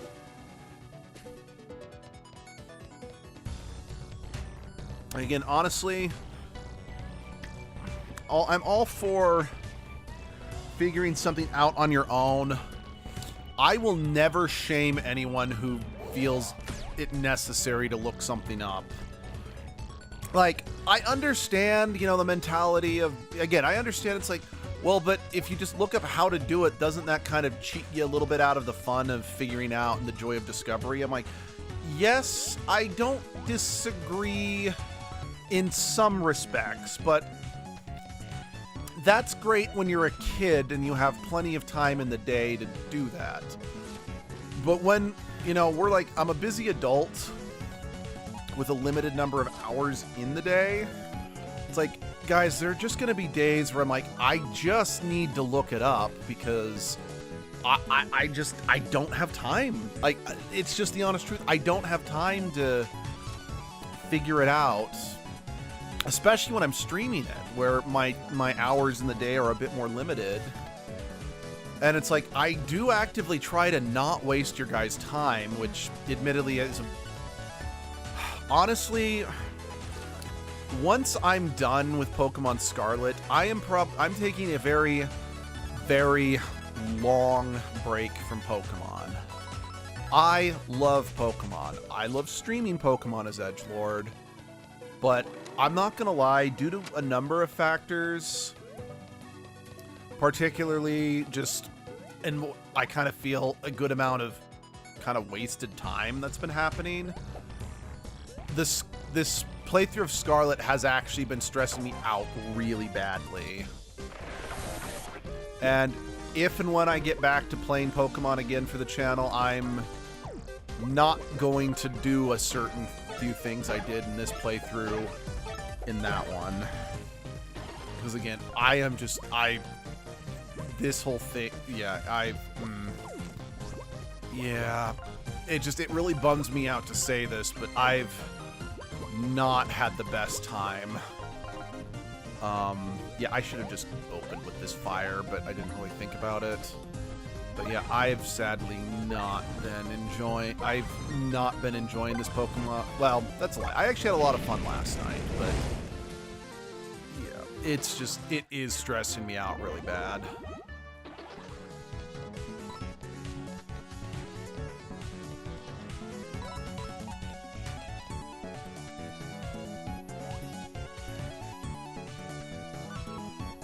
But yeah, it's kind of like, again, just kind of talking about guides. In Pokemon Scarlet, I honestly have never really, I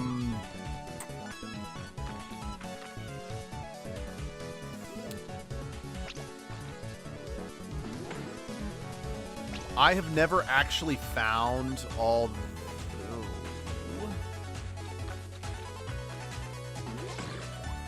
I have never actually legitimately found all the... Oh, wait, hold on. I've never legitimately found all the treasures of Ruin. Sorry, I'm too distracted to talk, and I don't want to just lurk, so I'm going to check out and have fun. Hey, that's perfectly fine. How do I... Let's see.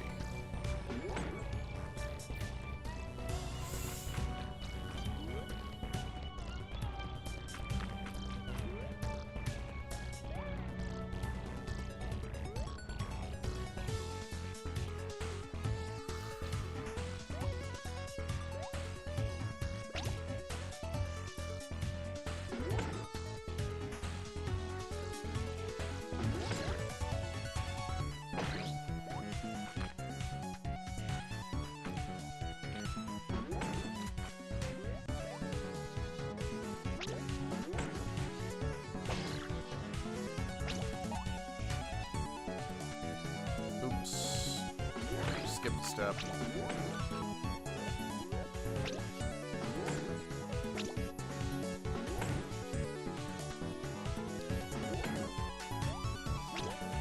I'm good at this game, I promise.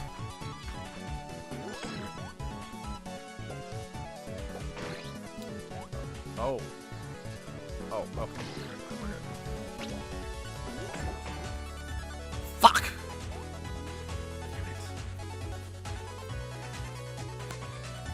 Ugh, damn it. Alright, reset.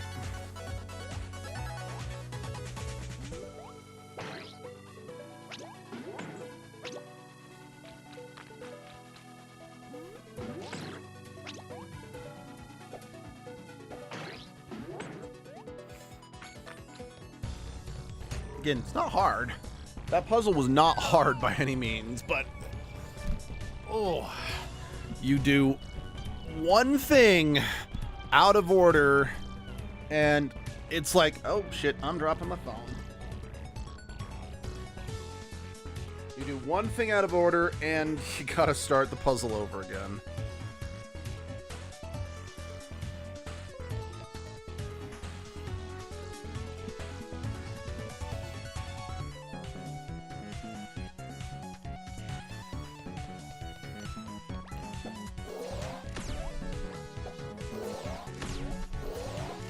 Damn it.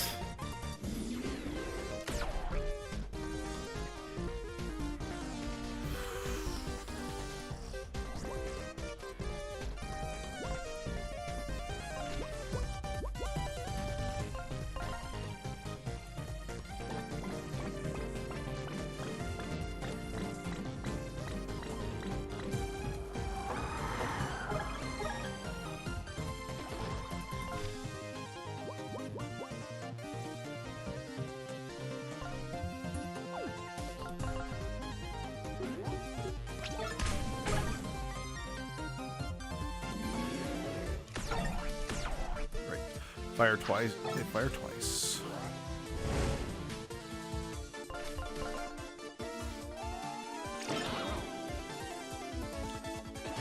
You know, I'm glad that you can apply multiple status conditions to enemies, so it's not so they can, you know, be poisoned and burned.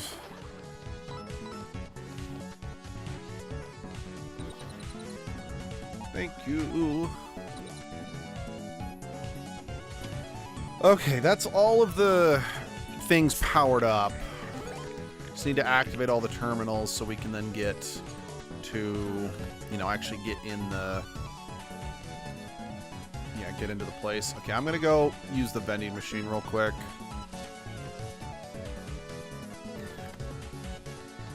Never mind. I don't want to do that.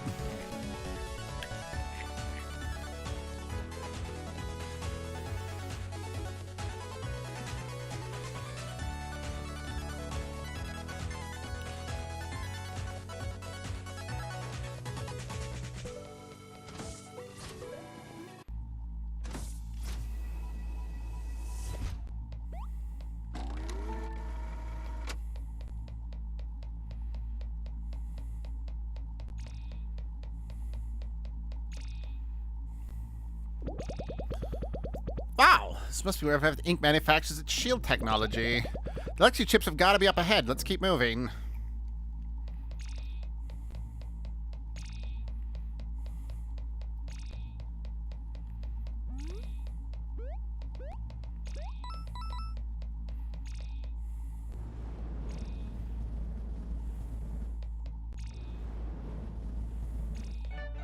Sun gem, sun gem.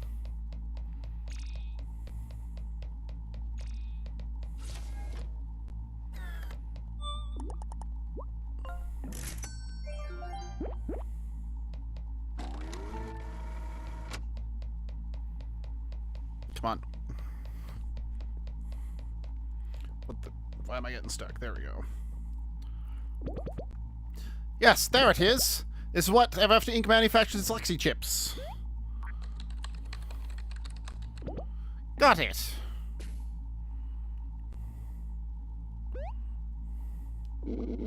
Whoa, nice job. That easy, huh? Easy. I had to quantum splice the firewall through the glory, the glorp sync bypass socket, then oscillate the frob nodes with the dynamic kernel matrix. Only once I inverted the polycon was I able to break through the print of the chip. Yeah, duh. Come on, guys, let's grab that chip. Hold it right there. I suppose I shouldn't be surprised you all managed to worm your way out of the consequences of your actions. I'm going to need you to hand over that Lexi chip now. Absolutely not. Mind your own business, Moon. We've earned this chip fair and square, so stay back. You don't know what you're dealing with here. I don't want to hurt you, but I can't let you go to the real world with a reckless plan to harm the company. So one more time, give me the chip. Flint, do you really want to see your friends get hurt? Look, I'm sorry we lied to you.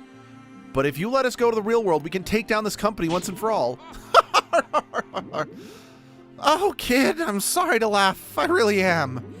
What do you think's gonna happen once you get to the real world, You'll give the CEO a firm talking to, maybe ruffle her hair a bit, and poof, problem solved?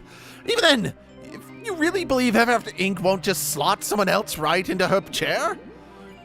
We're going to sever the telepager networks so that everything can just go back to normal. Everafter Inc. is enslaving all of us. Can't you see that? We'll all be better off without them. It's not up to you. It's not up to you to decide that for everyone. I would not be better off, and neither would many of your co-workers. You guys just don't get it. You don't know anything. You're too self-absorbed to see why some folk might prefer things as they are. Your plan is not only ludicrous, it's misguided and selfish. Let me ask you guys, did you ever put the piece together yet? Do you know how I found out about your plans? Who told me about your betrayal? Well, I certainly didn't piece it all together on my own. Tinder, it's better if they hear it from you, right?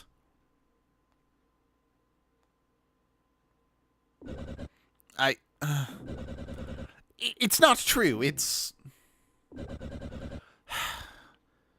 true. I'm sorry. What? Why would you do that? Oh, I can't believe it. This whole time, it was your plan to begin with. Look, I think we've already lost.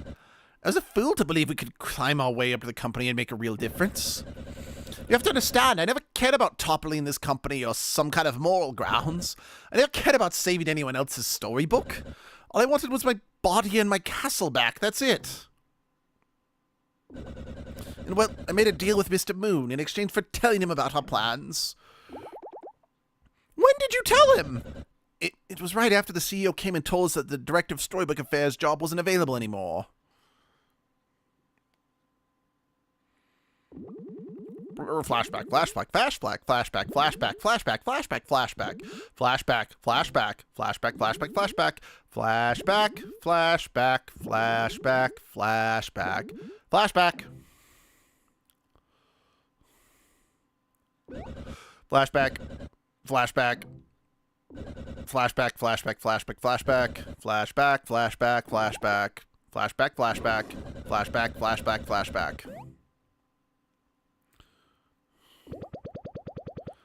Flashback.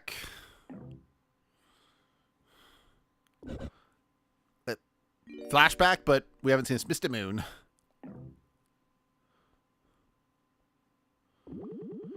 The plan was to apprehend you all when you arrived at this planet's surface and then secretly let Tinder go. Even though the part of the agreement fell through, I still intend to honor the rest of our deal. For Tinder's honesty and help, as I agreed to send her some of the fantasy storybook, we'll be setting her up in some unoccupied castle where she can live in peace. Once there, we'll also be removing Tinder's collar, which will, of course, restore her body to its normal size and power.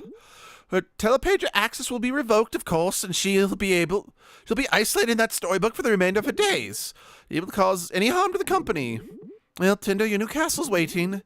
Head to the telepage at the facility's entrance, and the guard will be waiting to escort you to your new homeworld. Thank you. Sorry, but I don't regret what I've done. Don't expect forgiveness, but I hope someday you'll come to understand it. Goodbye. Sad thing is it's scummy, but I can kind of understand where Tinder's coming from. Because honestly, Tinder more than anyone else has been screwed over by Everafter Inc. And I mean, it's not in the complete literal sense, but Tinder's got body dysmorphia. And quite frankly, I can't blame her for seeing a chance to, deal with that and jumping at it. Especially since, at the end of the day, Tinder was written to be something of a one-note villain. So a strong argument could be made the fact that she has these emotions at all means she has grown as a character. But Tinder was finally able to understand the true nature of your plan. I hope you will too. So I'll give you one more chance. Give me the Lexi chip and no one gets hurt here. Never. Very well. Patches! Enough! And just so you can't manufacture more of these Lexi chips, I'm sorry. I didn't want to have to do this. I'm leaving now. It'd be wise for you not to follow. Ah! Get up, everyone! We gotta go after him! Let's go.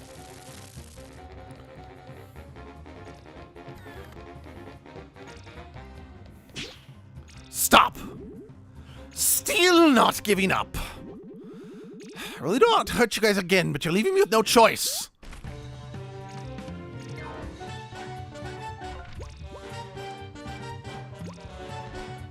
Oh. Okay.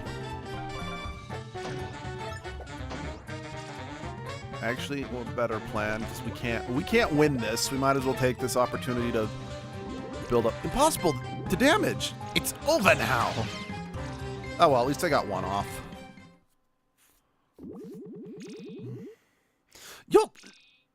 You all think you're doing the right thing? I can even respect it, but you don't see the bigger picture. We have to stop you. I'm sorry that it has to end this way. I wish you would have listened. I absolutely hate this part of the job, but this ends here. What the? Tinder? It's overloading the shield. I can't hold on much longer. Tinder! You've damaged my shield. You actually punctured holes in my shield. Go and catch him. Tinder, you came back for us. You're hurt. We can't leave you here. Let's get you home. How are you feeling, Tinder? You sold us out after everything we've been through. It sounds like you had everything all worked out for yourself. Why come back to help us? I just couldn't go through with it. I was standing at the telepager ready to leave this all behind me, but I couldn't do it. Guess I'm not as self-serving as I thought. You did save our lives, only after you betrayed us. Look, I'm not expecting you to forgive me. My actions were completely driven by my own self-interest. They always have been. One thing I want you to know is that coming back for you came at a great cost to me. Mr. Moon made it clear that this would be my only chance to get my body back. The tech removed my collar and reverted me back to my original form. He said it'd be destroyed if I went back on our agreement. In other words, I'll be stuck like this forever. And spoilers, they're not lying. Like, they actually do stick to their guns on that one. Tinder is trapped in this body forever. Even at the end of the game, the happy ending is Tinder has to spend the rest of her life like this. And it is honestly kind of sad. Wait, what? Yeah, turns out this collar has only one key. And now, since I went back on my agreement with Mr. Moon, the key has surely been destroyed. So yes, rescue me, guys. It sealed my fate. Wow, Tinder, that's... Seriously? Again, I'm not seeking your forgiveness. My betrayal was unforgivable. But please, don't let my sacrifice go to waste. I ask that you let me finish what we started. Well, I'm sold. Welcome back, Tinder. Honestly, Tinder, we've been through so much. Of course, I resent your choice to go behind our backs. I do, however, understand it. I trust you they won't do anything like this again. Well, the way I see it, your quick thinking with the laser was the only thing that might help us defeat Mr. Moon. So yeah, I'm good to move forward. What do you think, Flint? I'm with everyone. Your betrayal was... It hurt.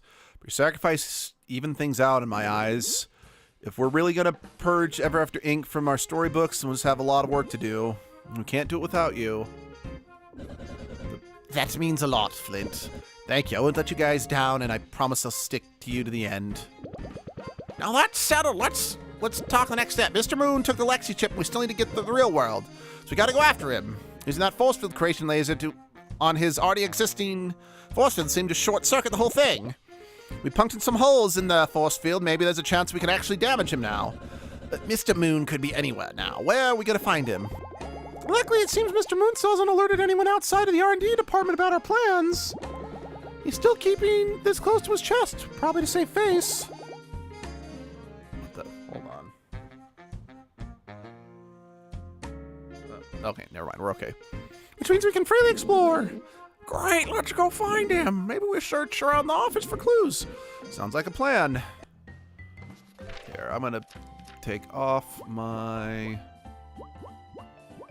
Now that I'm not, now that we're not in space, I'm taking off...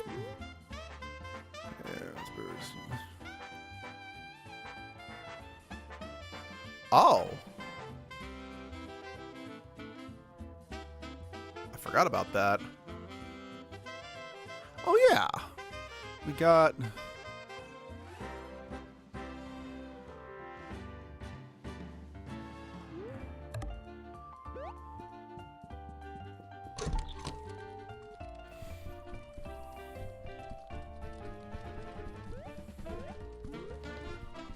yeah, let's go forge a new combined combined trinket, and we'll go from there.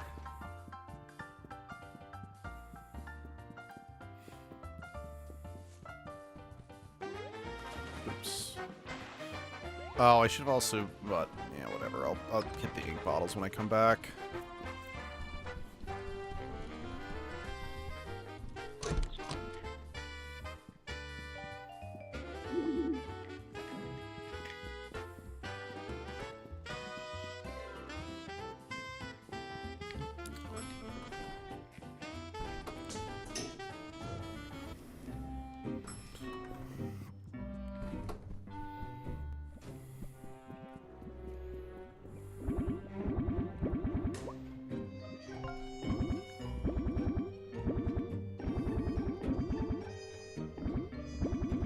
Yep. I have no idea where the third one is, sadly.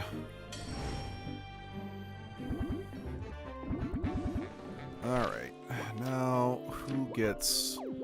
'cause I've already got a combo... Yeah, you already got a combo attack. And Tinder was the one who also had one of the attacks. So if I want her to still keep her attack boost, I need to... I think I can definitely clear up some space for her to... Yeah, for her to be able to use it. Okay, cool. That made that easy.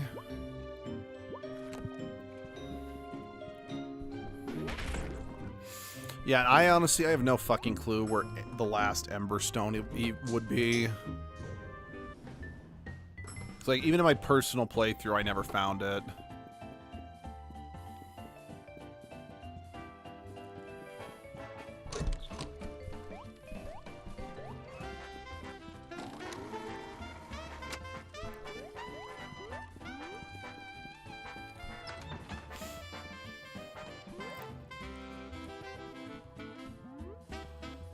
Excuse me.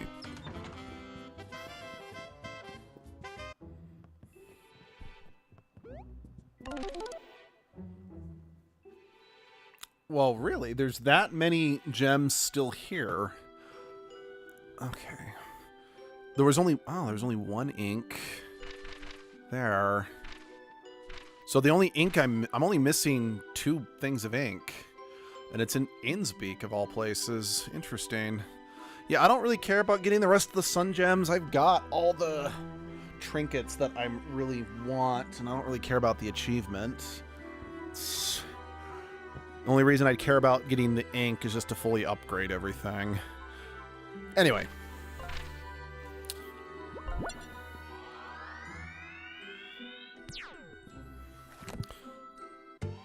Then, yeah.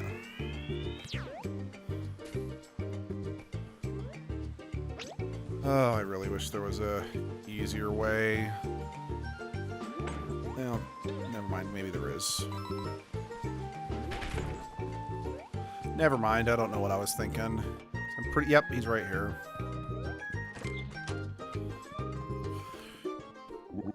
Shiver me timbers, you got me message. Where can be new home? It's been many a moon, Flint. Oh, sorry. I apologize if you've been here for a while. Not suspicious. You know, when you said night, I kind of thought our timelines would be more compatible. Yeah, oh well. Working on it. Sorry again for giving Blackheart's final wish, going against Blackheart's final wish and leave the treasure after ink.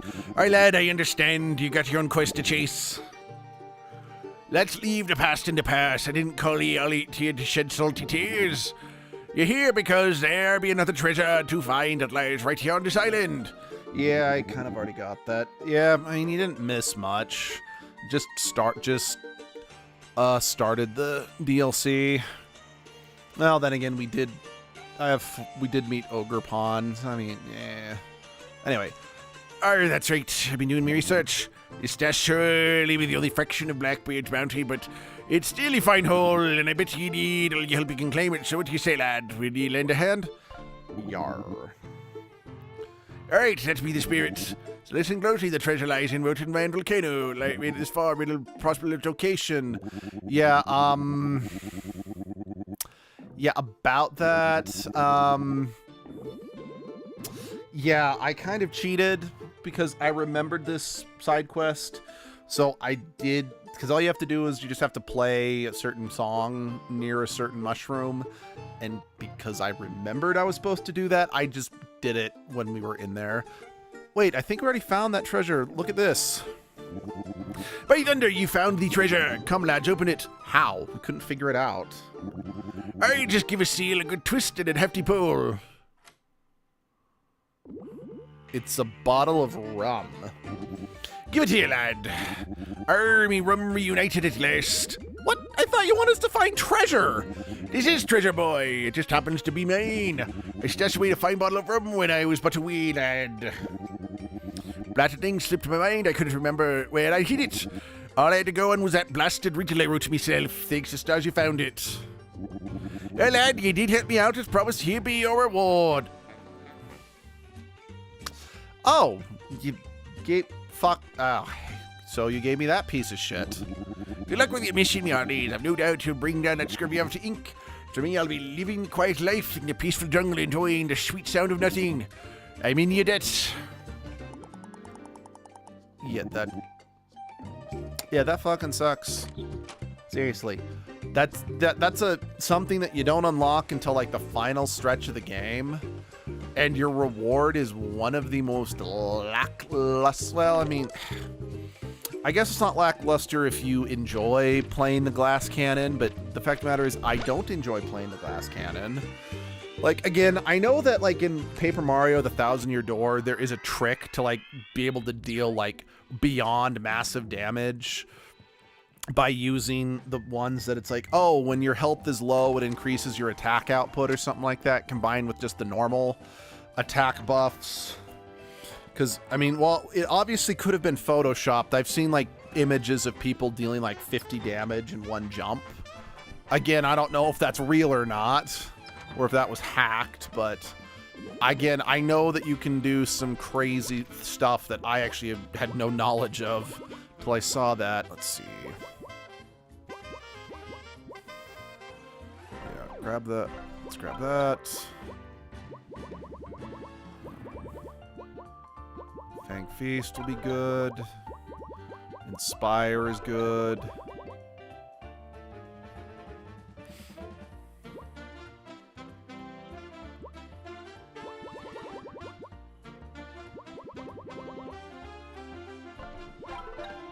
Okay. So yeah, I really would just need to find those last 2 ink bottles in Innsbeek, and I've got everything upgraded. Debating on if I actually want to just do that, just for the sake of completion, or just to get that achievement, you know? Because at the same time, I also don't give a shit about completion. He's not here. Flint, Mr. Moon's safe was left open. Let's take a look.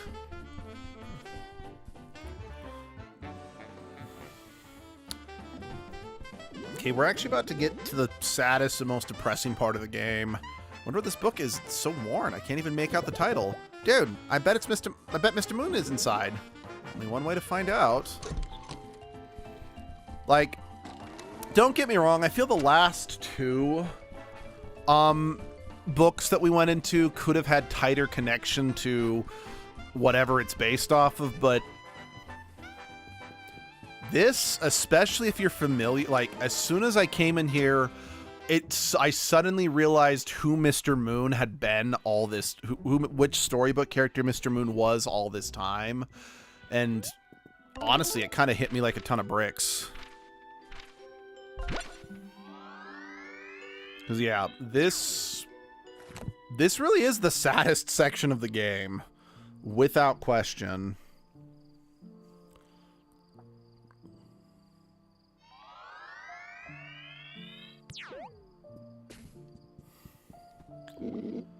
Whoa, where are we? It's so peaceful. What's all this blackness? It's like chunks of the world I'm missing. I don't know, but it certainly doesn't look safe. This place is strange, but Mr. Moon's got to be here somewhere, and we need to find him. Let's go.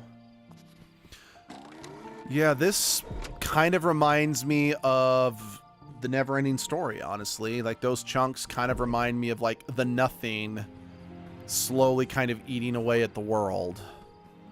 And I mean that as absolutely as a compliment. I'm not saying that to be like, oh, it ripped it off. I'm like, no. I mean, I'm like, yeah, it reminds me of that, and I do mean that in a very, very positive light.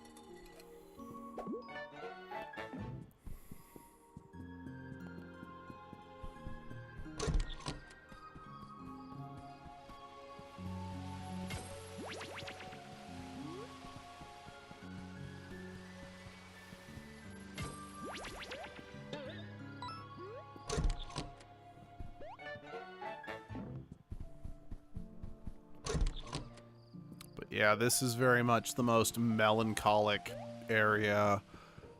Just, yeah, I really don't have anything else to say. Just this.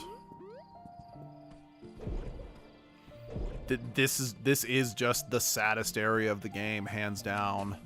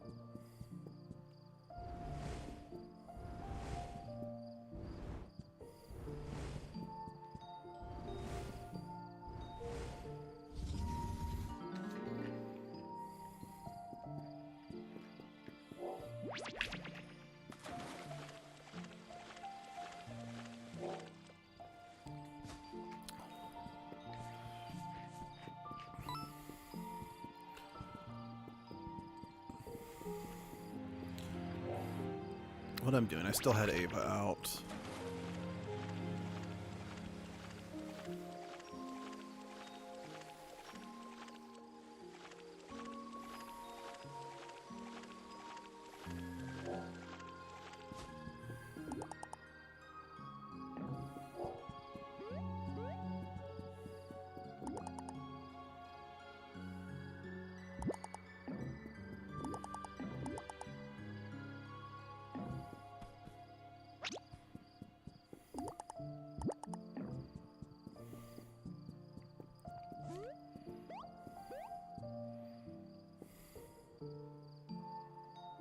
530. So 530.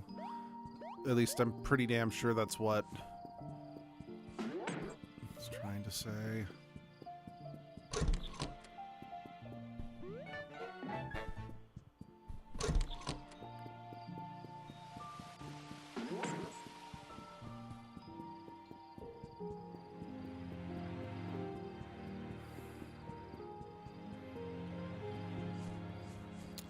Oh, that's kind of silly.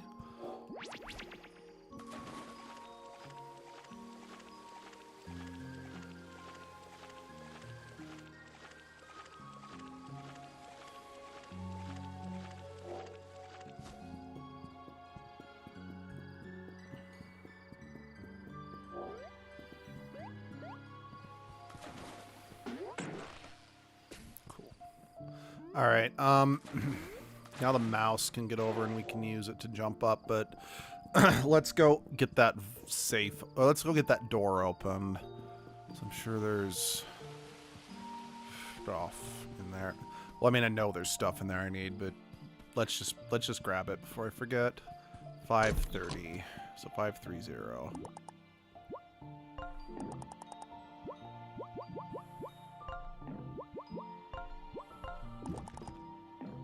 Wait, what? 430?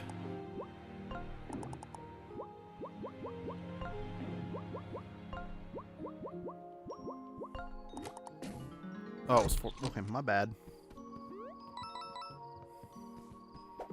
Got the beat. We got the beat. We got the beat. We got the beat.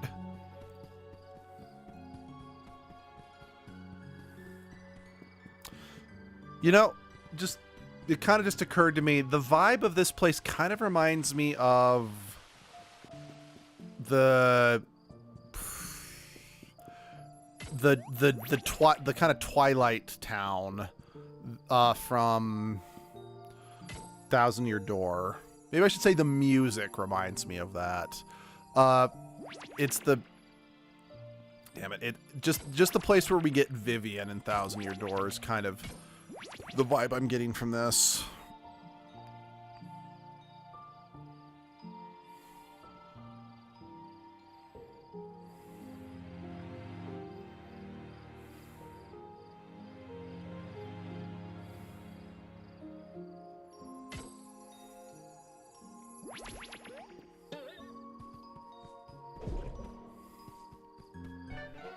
Okay, I'm pretty sure that's everything. Okay, the carrot is somewhere to the left of the pumpkin. There's barely one between the bread and carrot. Bread should not be displayed. The cheese should be directly next.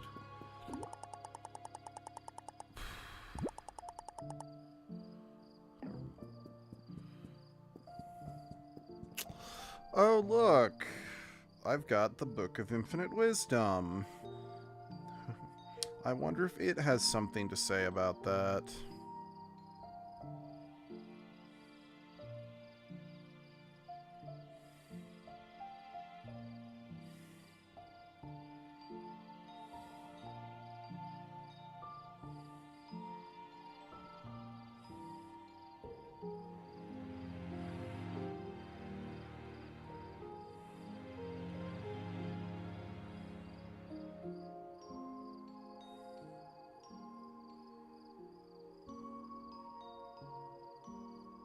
Oh, wait, hold on.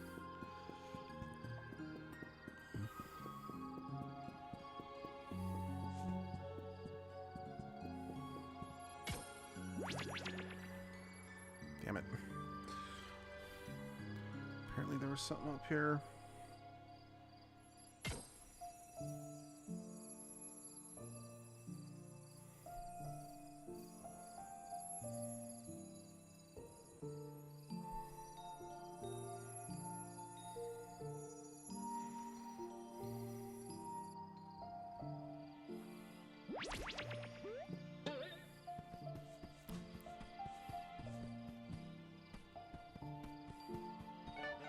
There we go.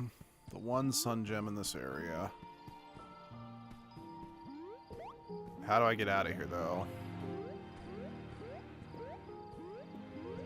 There we go.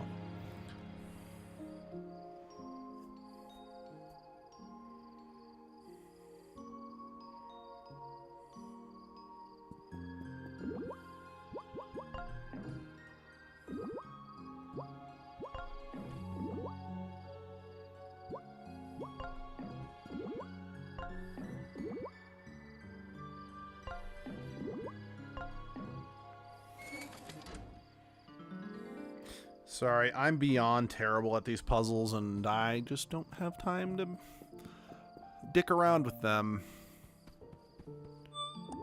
Nope, we're still healed.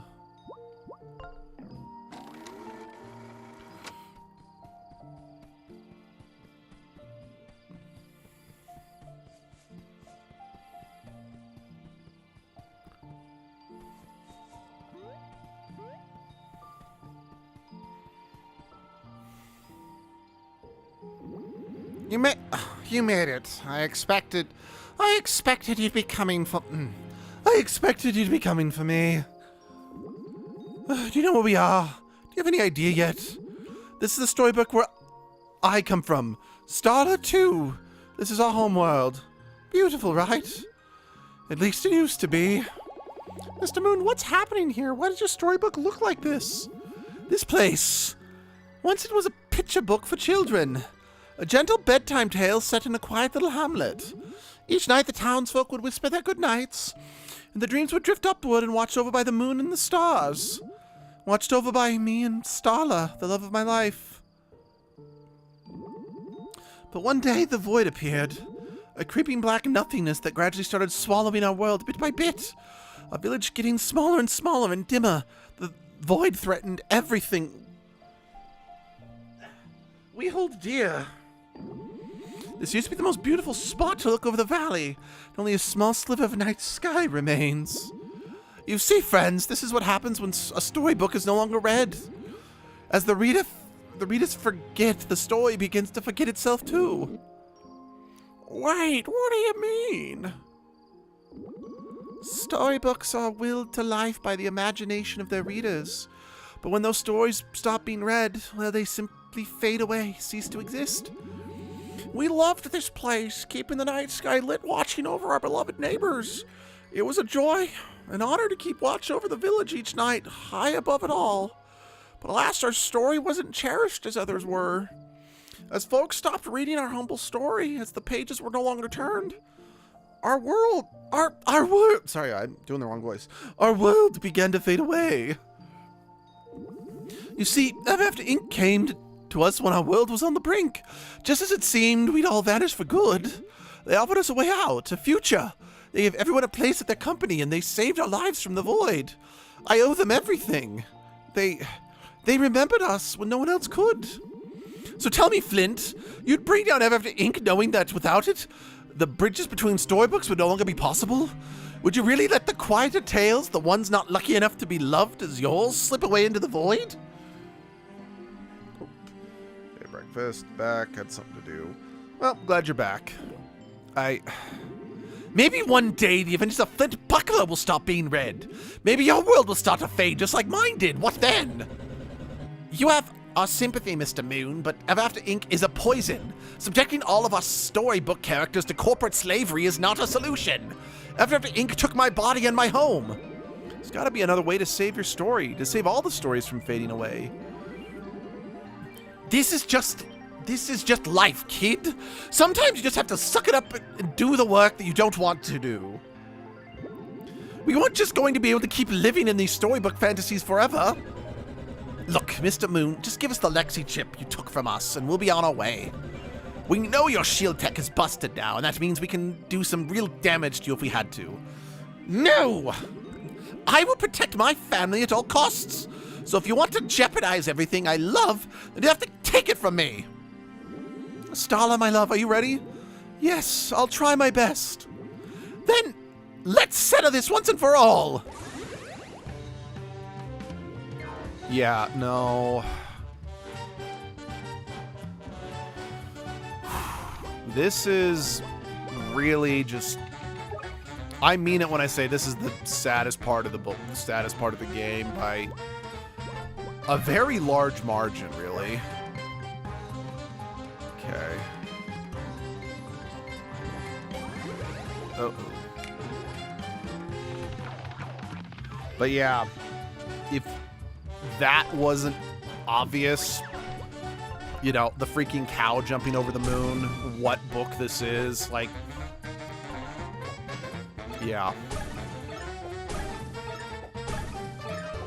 Yeah, basically for me, once I saw that, it just everything kind of just fit into place in a sense.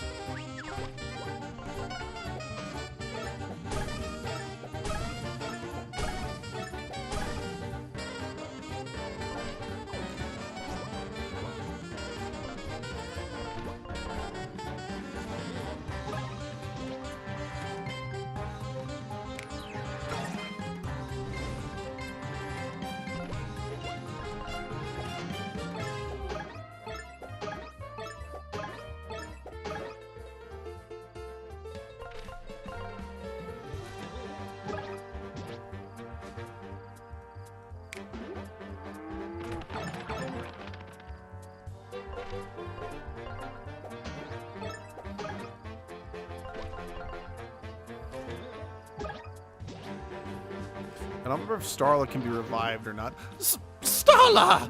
That's it. You're going to pay for that.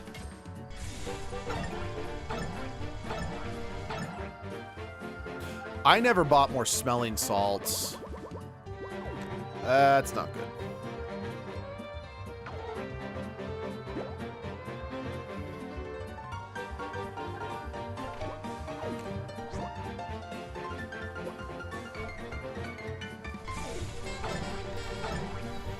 Right.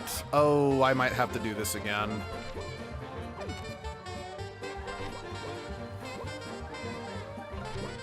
So I think I actually need to take him out first, because otherwise the buff is insane.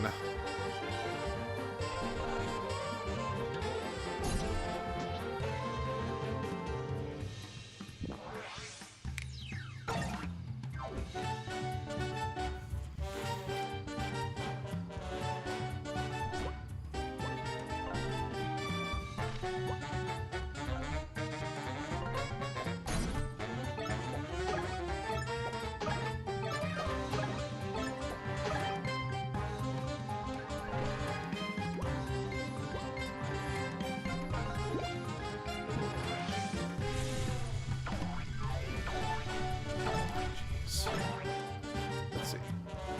Oh, this music is so good, yeah.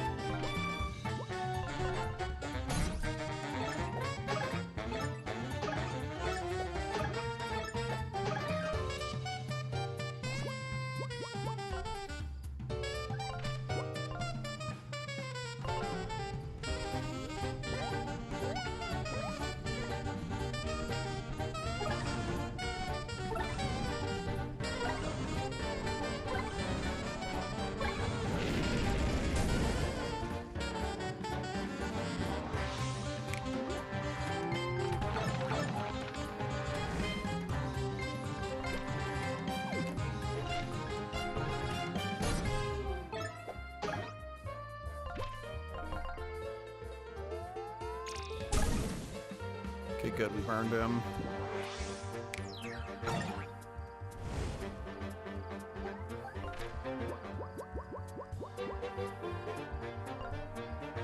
Let's see if this works. It did work.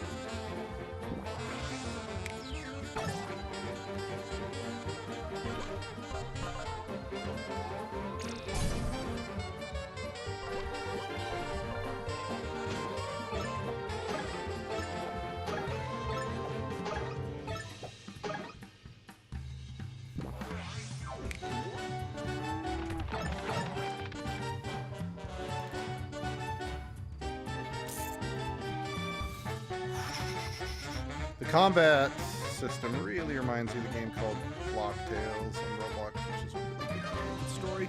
That's good. Yeah, no, the goal for the combat in this game was very much, like I've said it before, because it's inspired by the first Paper Mario game.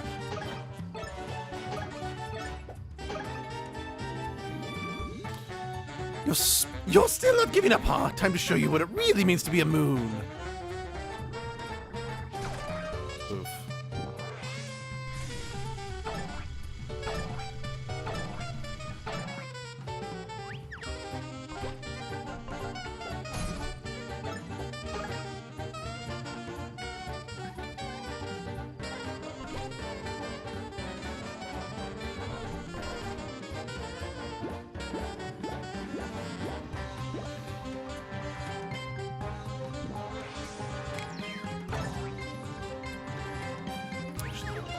No, I don't have enough synergy left, so let's just save the synergy for let's save the synergy for healing.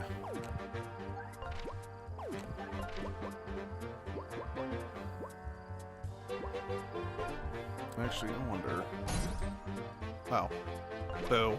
I was hoping it would like hit Mr. Moon, you know, hit the front shield, hit Mr. Moon, and then hit the back shield, and I don't know, maybe he'd have to take more time or something to fix his shield, but clearly I was mistaken.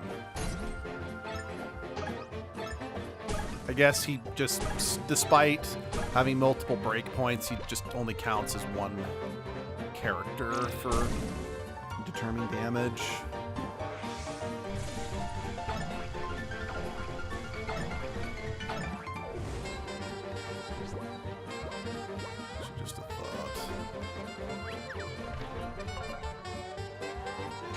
I'm pretty sure Teddy still has, like, the Poison Fist on.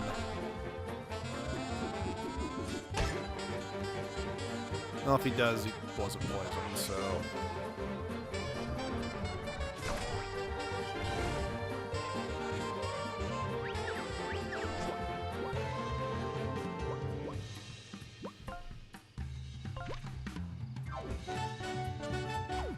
That was a mistake, because... Yeah, I goofed there because Ava can only attack on top, meaning that, yeah, they'd both break a different part of the shield, but they wouldn't actually be able to...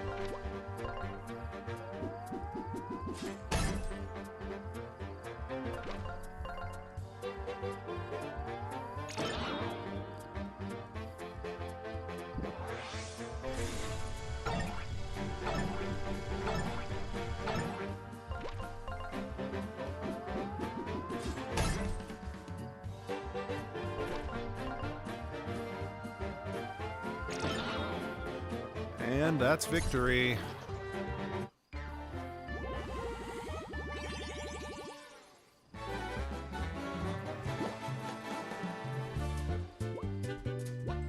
Ugh. Let's actually grab some more HP. Enough! He's had enough!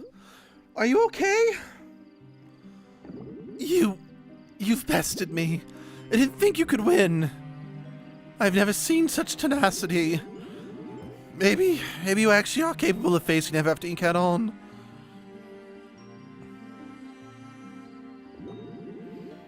You're dead set on this mission, huh? There's nothing I can do to stop you, is that right? We need to do this. I always thought Everafter Inc. was the future. Our future.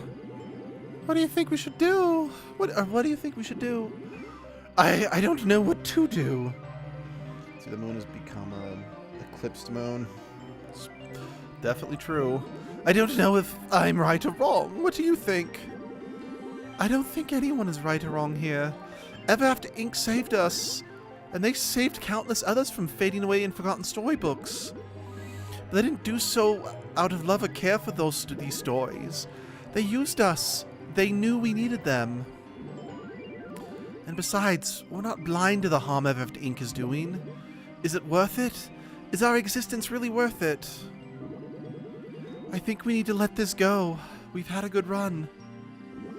Starla, but our home, our storybook.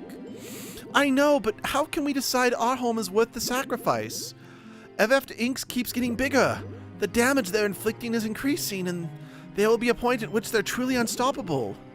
I think that's our last chance to set things right. This team of employees is powerful. If anyone stands a chance, it's them. And if this is the will of the majority of storybook characters, then we shouldn't stand in their way. You're right. Pains me to admit it, but you're right. I'm going to give you back the Lexi chip I took from you. Please, just... I hope this is the right choice. Don't let me down.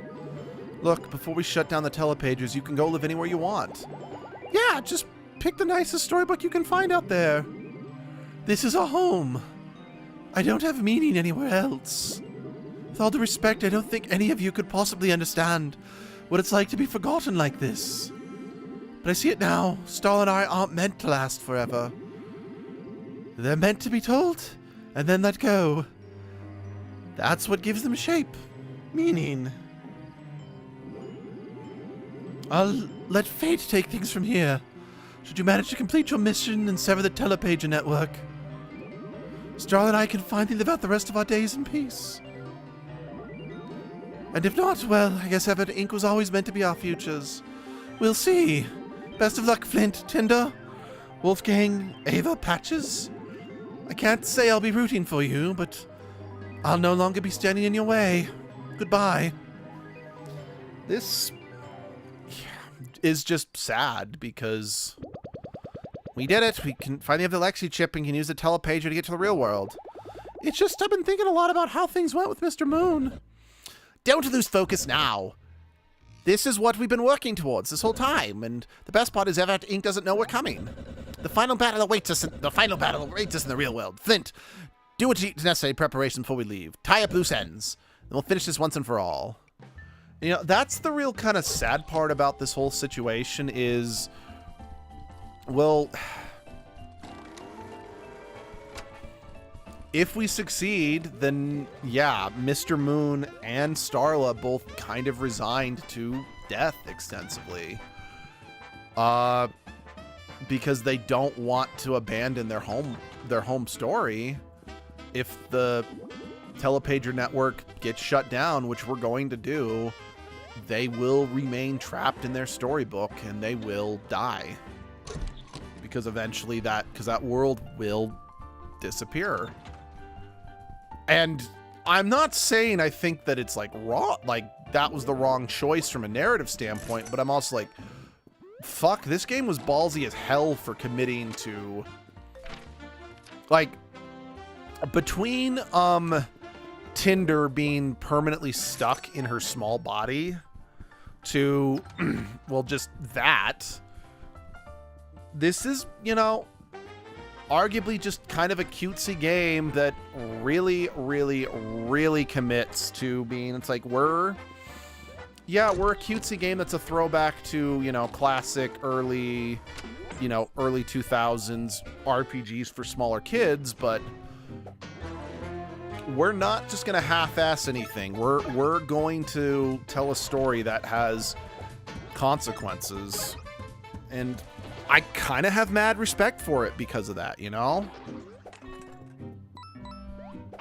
that being said, I mean, don't get me wrong. I am not a fictional character.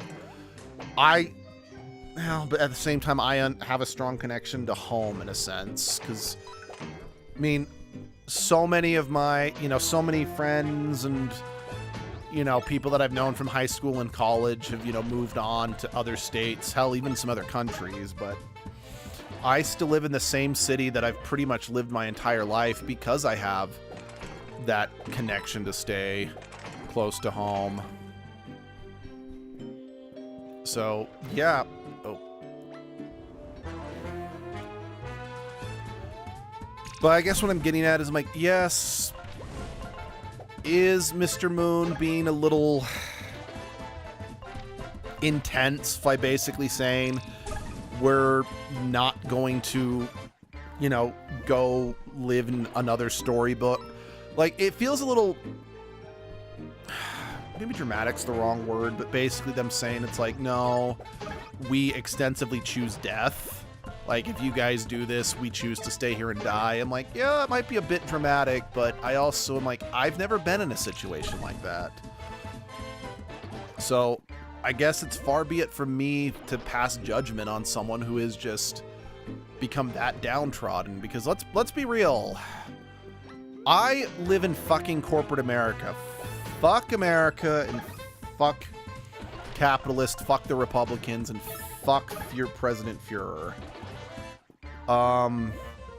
I definitely know what it feels like nowadays, just be beaten down by just this mindset of work, work, work. That's all that matters,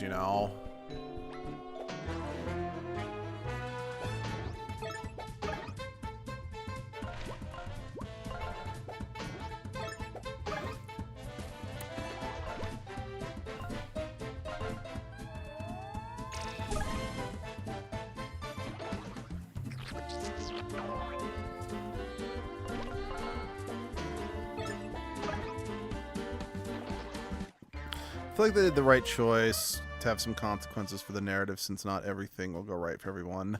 I 100% agree. Because, like, again, I do... That is... I mean, I don't mind if everything is, like, peachy and perfect for young kids media, per se. But by the same token, kids need to be challenged with their media, otherwise they'll never grow. It's a big part of the reason why Beast Wars and Digimon Tamers are my favorite animated shows, is because while Beast Wars in particular is definitely a kid-friendly show throughout most of it, and is very episodic, especially in the first season, the show has consequences that can definitely help kids grow. Because in Beast Wars, when a character dies, they stay dead. And, like, anyone who's familiar with Beast Wars or ever watched Beast Wars knows, well, quite frankly, the episode Code of Hero, good kids media is what both kids and adults can enjoy and understand. I agree. I agree completely. Because, honestly, the episode Code of Hero... Well, to put it bluntly, there's a reason why it's legendary. Like, I am not exaggerating when I say this. The episode Code of Hero from Beast Wars is a legendary piece of kids media. Because, again, while the animation does not hold up very well at all, and... well, that's really all I gotta say, is the animation does not hold up well at all. The writing and just the payoff is just so good that... let me put it to you this way. Most shows, especially in America, they love beating a dead horse to milk it for every penny it's worth. But Dinobot from Beast Wars, and in particular Code of Hero, is such a well-crafted piece of media that Dinobot, more than almost any other character from Beast Wars, has been revisited the least, because in a weird way, it's like, I want to believe it's because a lot of people are like, we cannot tell Dinobot's story better than it was done in that original show, because just of how good it was, just how, you know, tragic, gut-wrenching, and even, but in a weird way, inspiring Dinobot's tale was told in that. And then in Digimon Tamers, that show was definitely, and I mean, bear in mind, I watched Digimon in English, so the English dubs of Digimon definitely toned stuff down for like the first 2 seasons in particular. But it was way harder to tone stuff down in Digimon Season 3 because of how hard that season goes. So, and hell, just the fact that, oh, right, you throw shit. As well as the fact that in the first 3 seasons of Digimon, they actually go out of their way to change, like, oh no, they're not killed, they're instead trapped in the main villain's castle in the digital world or something like that. But in Digimon Tamers, it's like, no, death is fucking permanent and has lasting consequences that they can't hand wave for the kids, because they actually have the characters have lasting impact when an important character dies. Let's see, I would like to see Beast Wars reanimated, but with the same writing, since I'm from a different, newer era. You know, normally I am of the opinion that art should not be reanimated and like shows should not be touched up, because a big part of what makes them special is the fact that they're able to, able to embody the time period they were made in. Like, it's actually part of the reason why, don't get me wrong, I don't mind remakes that touch up the graphics, but take the Ocarina of Time remake on the 3DS. I like it fine, but I greatly prefer normal Ocarina of Time, because Ocarina of Time is good in spite of all of its shortcomings.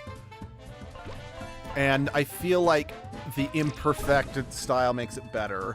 But kind of going back to Beast Wars, I do kind of have to agree. As much as I'm against touching things up as a whole, looking at you, George Lucas, because I'm sorry, the animation is bad. Like, it's impressive for the time, but it's bad. And it really does, like, anyone who doesn't think Beast Wars is okay and just a product of the time, I'm like, I'm sorry, just watch the fight with Dinobot and Optimus Primal in the first episode.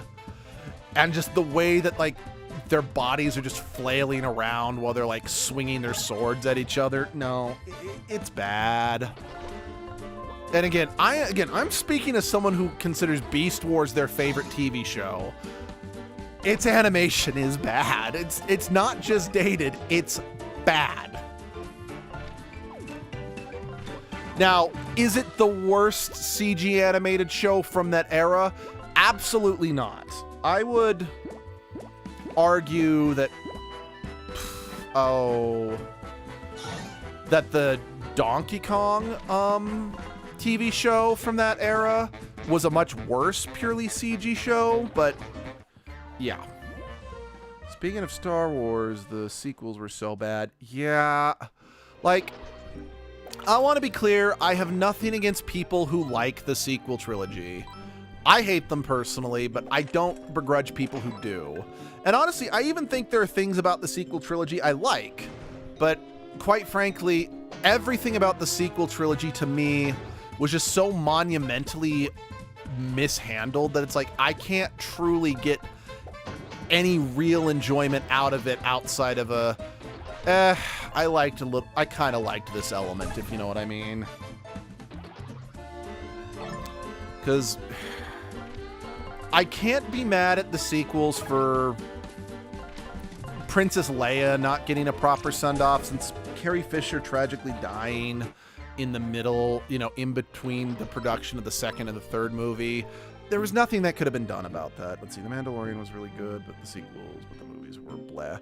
Yeah, I like The Mandalorian a lot. Even the third season. I acknowledge the third season is not great, especially compared to the first 2 seasons. But I absolutely had fun with it. And for me at least, that was enough. I love Andor. Like, I think Andor is probably the best piece of Star Wars media that has come out since Disney got their mitts on it. Obi-Wan was terrible, but I kind of loved it because of how terrible it was. I did not watch... I was watching Ahsoka, but the Disney Plus... My brother-in-law's Disney Plus account, which is what I was using to watch it, expired, and I just personally didn't want to give Disney any more money, so I never finished Ahsoka. It was... The Ahsoka show is one of the shows I've seen of all time. Like, it was cool to see Thrawn. It was kind of cool to see the Rebels characters in live action, even though I'm pretty meh on Rebels. But I thought Ahsoka... I mean, I think Ahsoka was... I want to be clear. Rosario Dawson is a great live action Ahsoka. So what I'm about to say is not a reflection on Rosario Dawson. It's just... I don't feel they've been giving her the best writing when it comes to Ahsoka. Because, like, Ahsoka's best writing was, you know, her writing was great in the animated series. And I just don't feel that what they've been giving Rosario Dawson is as good. That being said, I 100% buy that that's adult Ahsoka, so massive props to Rosario Dawson. I hope Shadow Lord Maul will be great. The voice actor for Maul, Starkiller Palpatine, A-Bob, Sam Witwer. Who knows Star stuff? Biggest geek I've seen. Yeah. I haven't watched... So, again, because I don't have a Disney Plus account, and I have no desire to get one because I do not want to give Disney any money, especially after the AI layoffs. Go fuck those fuckers.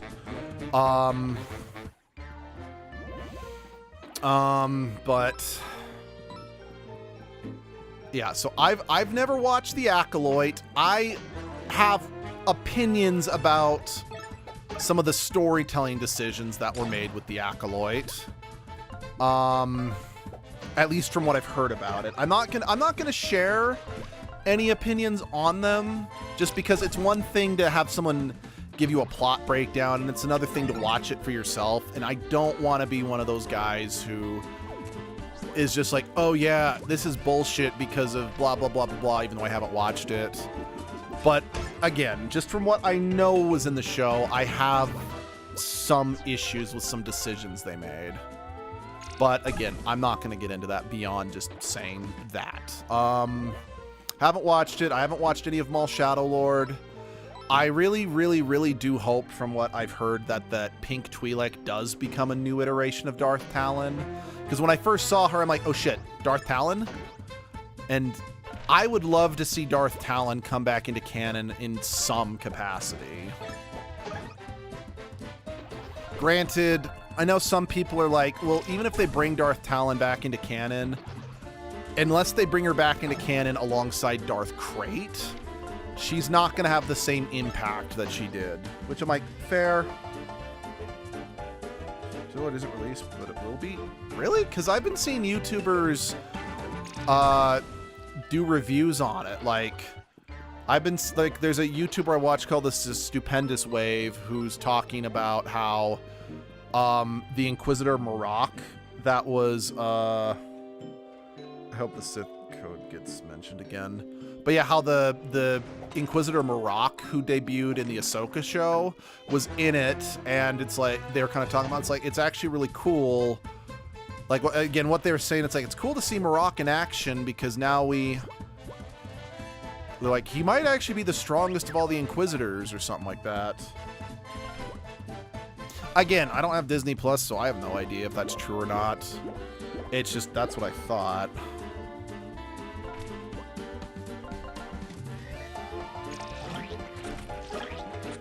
Yeah, I'm just reporting on what I've seen on YouTube.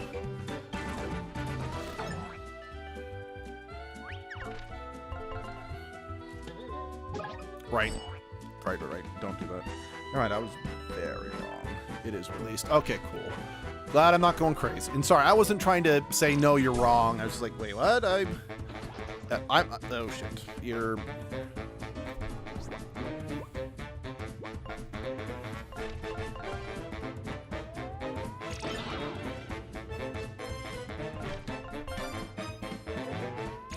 But yeah, I haven't watched Shadow Lord. I haven't watched The Acolyte.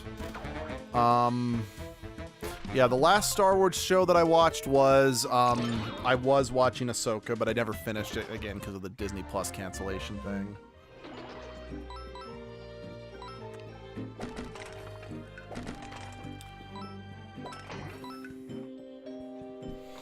Now, I have heard some rumors that apparently Natalie Portman was in talks to appear as Padme again in Ahsoka Season 2. And not gonna lie, that would be kind of interesting. Actually, wait a second. Do I have enough for... Yeah, let's just do this.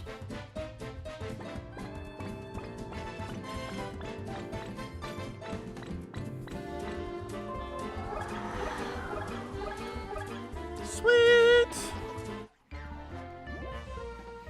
But yeah, sorry, I never finished that thought about Darth Talon, because a lot of people are like, Darth Talon, if she's not directly connected to Darth Krayt, is not a very interesting character, and you're probably right.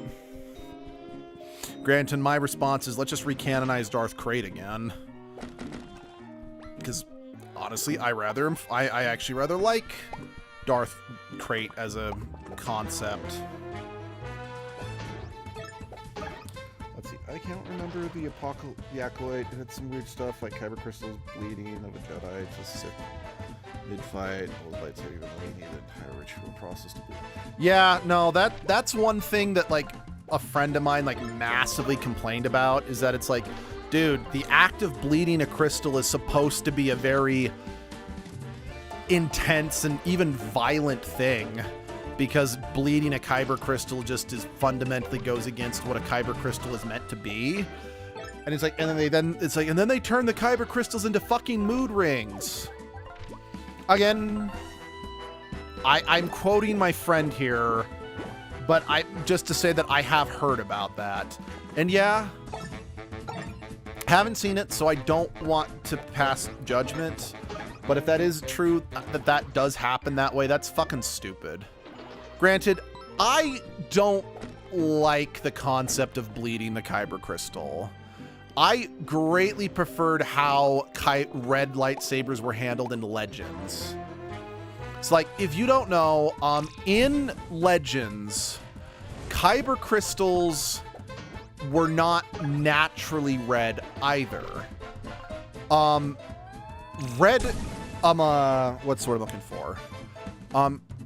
Green, purple, blue, yellow, orange, just every color of the rainbow but red, were kyber crystals that formed naturally somewhere in the galaxy. Red lightsaber crystals were synthetically made crystals. I believe that was meant to kind of be like an homage to like real world diamond creation, that, or at the very least the use of crystals in the use of modern day modern at the time lasers. Bled because the kyber crystals were exposed with a lightsaber, and it bled because the Jedi got a bit of angry, and yeah. I know about the artificial. Yeah. So, I don't know. That just always was a little more interesting to me. That it's like, okay. And it kind of just, in my opinion, made the Sith feel a little more resourceful. It's like, okay, you're hoarding the wealth of kyber crystals for yourself. Well, we'll just make our own crystals. I don't know, that just feels more interesting to me. The other reason why I liked this is because even though it was the only real like stigma against red lightsabers really was that oh well, that's the color that the Sith traditionally use, not that there was anything wrong with the crystals, you know? Because I just kind of don't like that now it's like, no, if you use a red kyber crystal, you're evil, because only the bad guys use it, you know? Because like in Legends lore, Luke actually had a second like short lightsaber that he would only use on occasion, and it was red. Because again, the entire point of Legends Luke, at the very least, was that he was meant to like tear down the toxic dogma that had been established by the Jedi in the High Republic era. Because again, like even Lucas said, the reason why the Jedi failed was because they'd become too dogmatic, doing things for the sake of, because I'm like, well, that's how we've always done it, rather than this is the right way of doing it, you know? Or rather, this isn't the you get what I'm saying. So I really did like that he used that as another way of being like, no, we're not going to stick to the whole, we do things simply because that's the way it's supposed to be, you know? Oh, damn it. I mean, that's actually why in the PS1 game... Oh, hold on. I also like... I missed that. I also like that the droids in the CIS were underrepresented because they were treated like scrap, but they were really overwhelming in numbers, and commanders were terrifying. Hey, no, I actually can agree with that. Let's see, another thing that I also... in the PS1 game called Jedi Power Battles, which was released kind of... when the first when Attack of or Phantom Menace came out, in that game, like this was actually before Sam Jackson petitioned himself to get the purple lightsaber, so as a result, Mace Windu actually uses a blue lightsaber in this game, but then Plo Koon uses a yellow lightsaber, and I think Adigalia, she uses a magenta lightsaber, aka, you know, off red. And again, I liked that because, once again, there was no actual, like, real world issue with using a lightsaber of that color. It was just, that's typically what, you know, the Sith just did.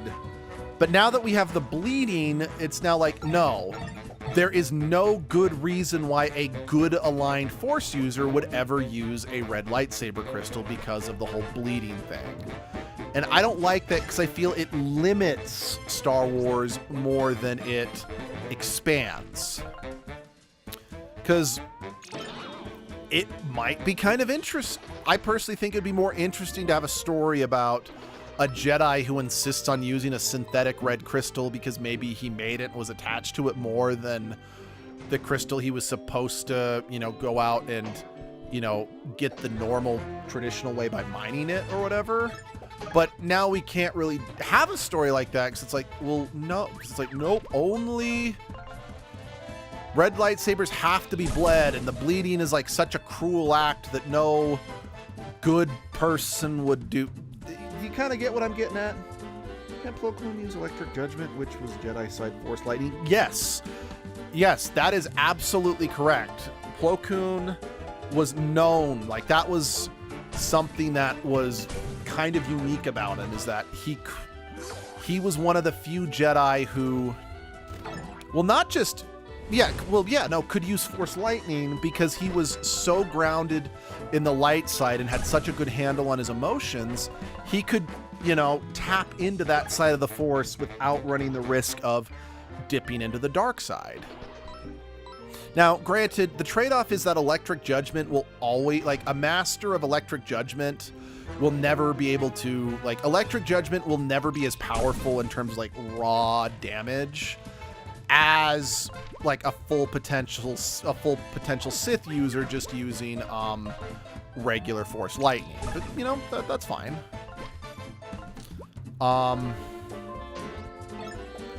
Because, like, even, Mace Windu, who created his own fighting style to tap into, to, you know, walk the line close to the dark side with Vapad, could not use Electric Judgment.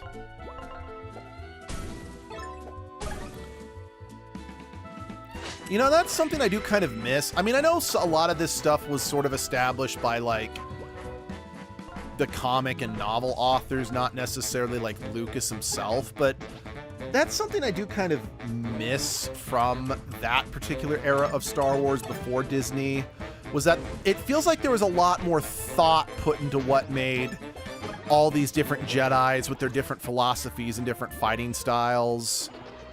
unique. Whereas with the sequel trilogy era, there's nothing really unique about any of the main characters. Yes, I know they're not all Jedi, but still, I mean, weaker lightning is better than none. No, I agree completely. Because, I mean, Force lightning is meant to kill. Electric judgment, like, it's kind of the equivalent about, it's like shooting someone with a taser versus basically versus getting struck by lightning. Electric judgment is meant to incapacitate and keep them alive, whereas Force lightning, like, the only reason you'd use it is you are trying to kill somebody.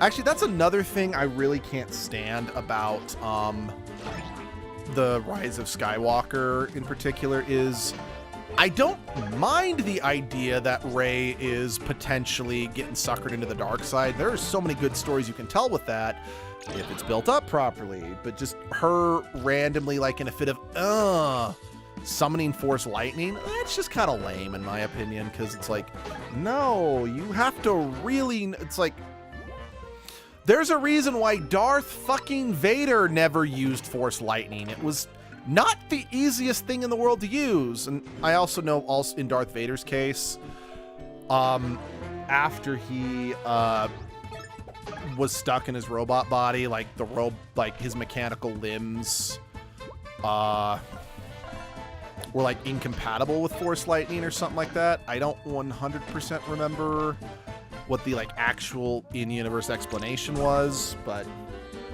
still. Like, again, and I want to be clear, I'm saying this as someone who does actually like Rey. I don't hate Rey. I think Rey is a good character that was in a shit story. Well, okay, that's a lie. I do kind of hate her character in the last movie, but not because of anything Rey did. Just the whole, oh, JK, she's a Palpatine now, just kind of did her dirty. But yeah, I don't hate Rey. But just, yeah.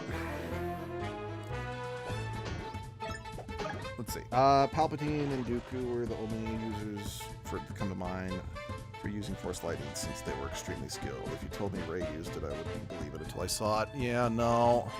And then I remember, like, because, like, another, like, prime example of, you know, using it requiring great skill would be, like, Darth Malgus from the Old Republic era. And that was, like, I think, like, one of his signature moves. Like, he was just overwhelmingly powerful. Okay, yeah, Patches does still have the poison thing on. I wasn't crazy. And then, yeah. Like, I mean, don't get me wrong. Force lightning was definitely more widely used in the era when there were many Sith and it wasn't just the rule of two. But, yeah. It still was considered an advanced technique.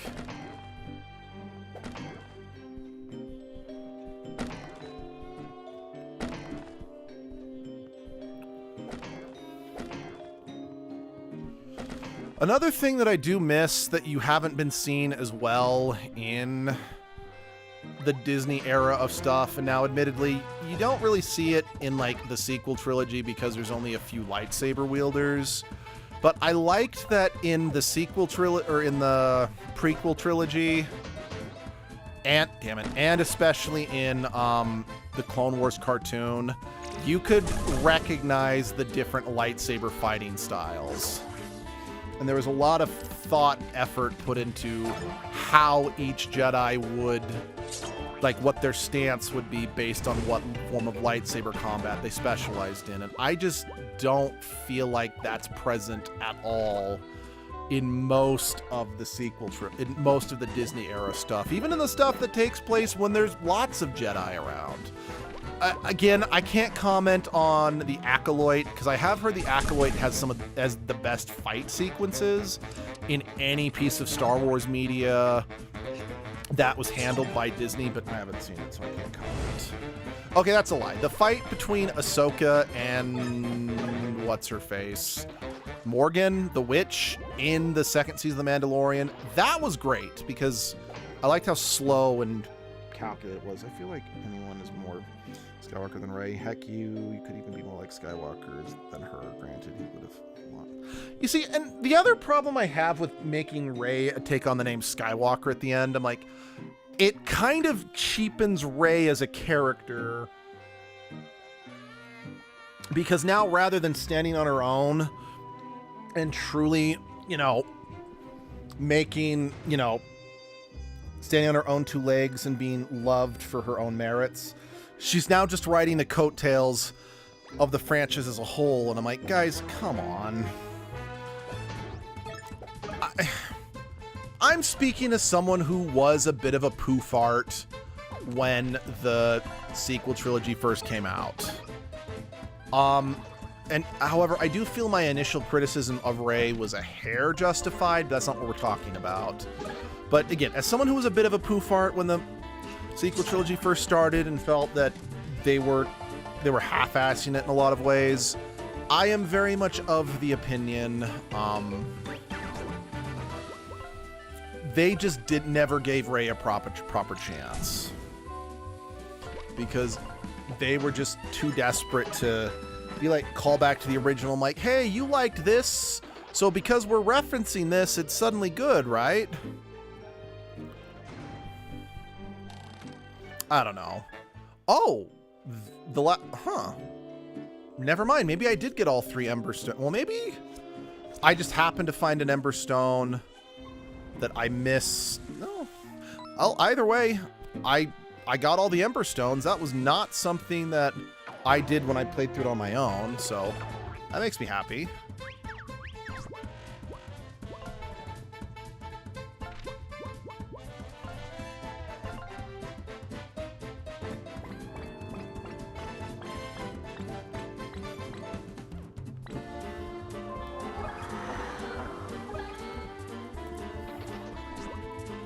I should have kept Flint out.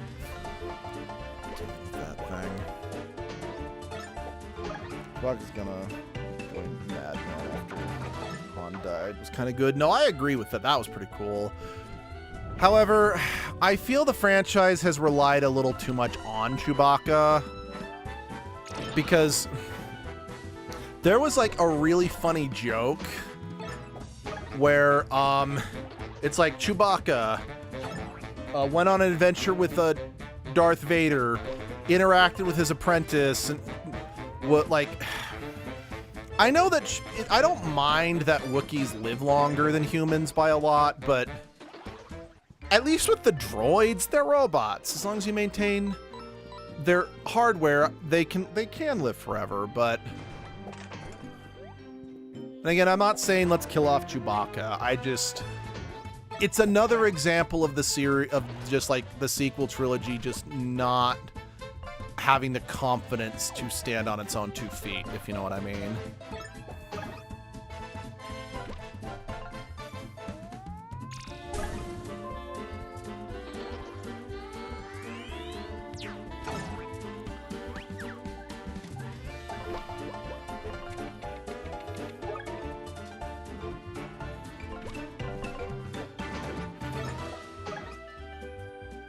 You know, actually, what I really want to see from Star Wars in the future is get away from the Skywalkers. And again, I haven't seen The Acolyte, and of the few things I know about The Acolyte, it does make me a little annoyed, but I really do have to give The Acolyte some props for... I mean, yes, it was still set in a time period that Yoda and Darth Plagueis could cameo, and that calls back to the main series of movies.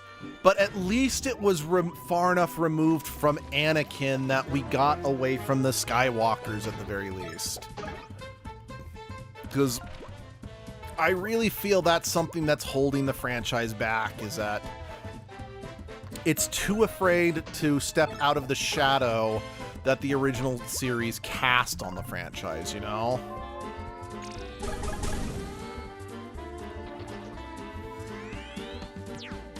So again, I haven't watched The Acolyte, so I cannot comment on its quality. because that show, from what I've heard, it's like so divisive. It's like people say they hated it, ruined the lore, which from everything I've heard, I have to agree with that. Again, if what I've heard is true. Other people saying it was, you know, the best show that had come out in years, and it was the freshest take on the franchise, which again, I can believe, for better or for worse. Granted, again, from part of what I've heard, the reason why it's so fresh is because it does fuck the lore and fuck the continuity, but again, I like the Acolyte use Cortosis. Yeah, that actually was something that I did hear about that did sound pretty cool. Granted, I had never heard of Cortosis prior to that show, so I don't know if it was made up for the show or not. I don't really care if it was. Like, that's the beauty of a show like Star Wars. You can keep expanding it. But yeah, the idea of a metal that could short out lightsabers, I'm like, okay, that's actually pretty cool. Because it's something that adds to the lore, that makes sense within the lore, that doesn't take away from the lore. What am I doing?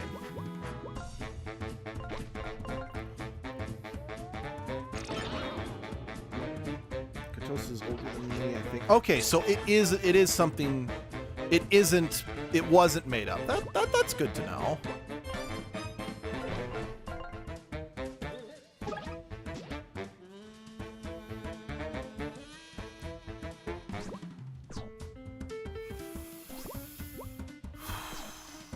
Not much I can do, so let's just heal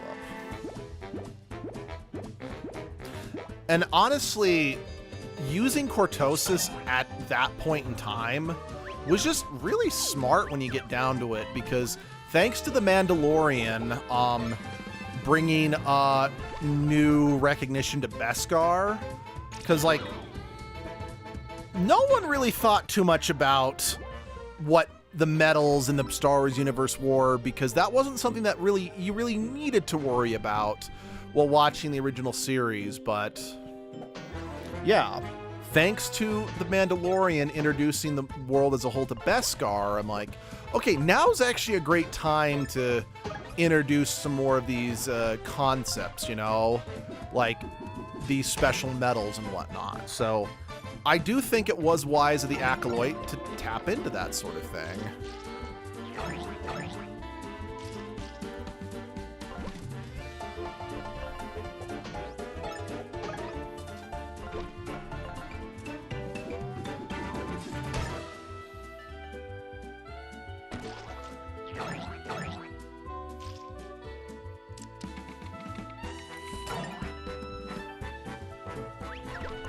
You know, something that I also think would be kind of cool to see in an upcoming Disney movie. Well, first of all, I would love to see Cal Kestis brought into the live-action movies, especially since it's like he's the current like new video game protagonist for the franchise. It's like, can we canonize at least one of these guys?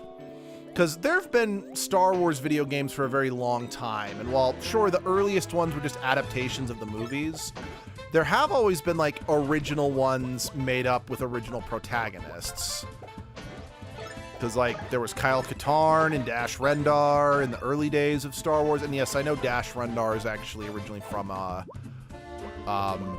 book, but I'm still gonna count him, because he did get a game that was pretty well liked by many fans. So I haven't played Shadows of the Empire, or Shadows of the Empire, so I can't comment on that one.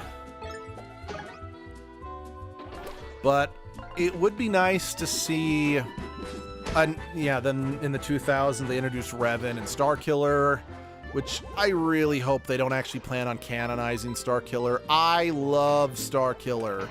I love Sam Witwer, and I know for years I was campaigning for Starkiller to be canonized, but I don't want that anymore. What's Boba Fett's weapon called? I forget.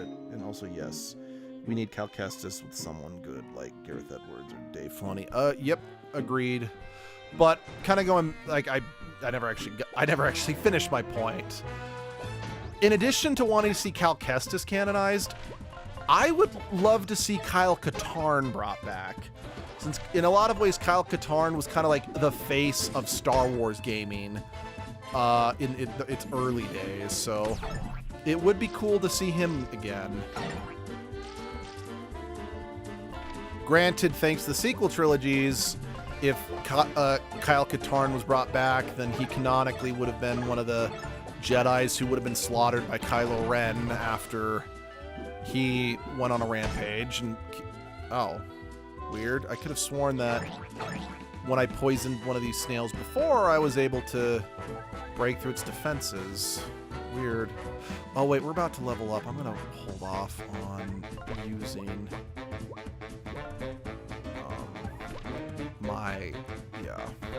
so I'm gonna build that up. I'm not actually sure what Boba Fett's weapon is called, so I'm afraid I can't help answer that question.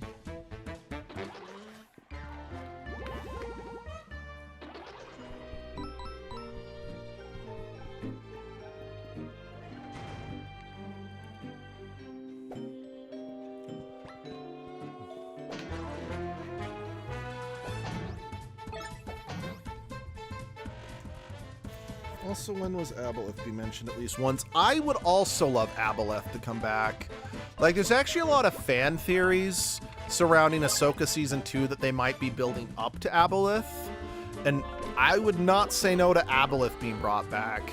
Especially since the planet that Ahsoka ended on, there were statues of the Mortis gods, or whatever they're called. So now would be a good time to reintroduce Aboleth to the franchise. Do I think that's going to happen? Sadly, no. But it would be cool. Actually, the thing I want to see brought back into Star Wars canon is the Yuzhong Vong. The Yuzhong Vong, I think, are one of the most interesting enemies from the expanded universe of Star Wars. Simply because, I'm not gonna lie, the idea of a species that is just naturally resistant to the Force is fascinating and really would make an interesting threat for the new Jedi Order to go up against. Also, the Yuzhong... For those who are not aware, originally, Thrawn's whole deal was he was trying to get the galaxy ready for the Yuzhong Vong invasion of the core worlds. That's why he was doing everything he was doing. And honestly, removing the Yuzhong Vong from Thrawn's backstory kind of made him a lot less interesting.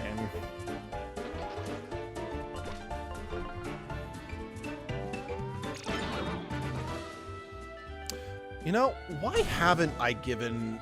No, okay, I know the reason why I never gave Wolfgang one of the attack boost trinkets. It's because his other trinkets, just to use his regular abilities, just take so much. Because since he is my defense penetrating guy, he probably is the one I do want to have the extra attack the most.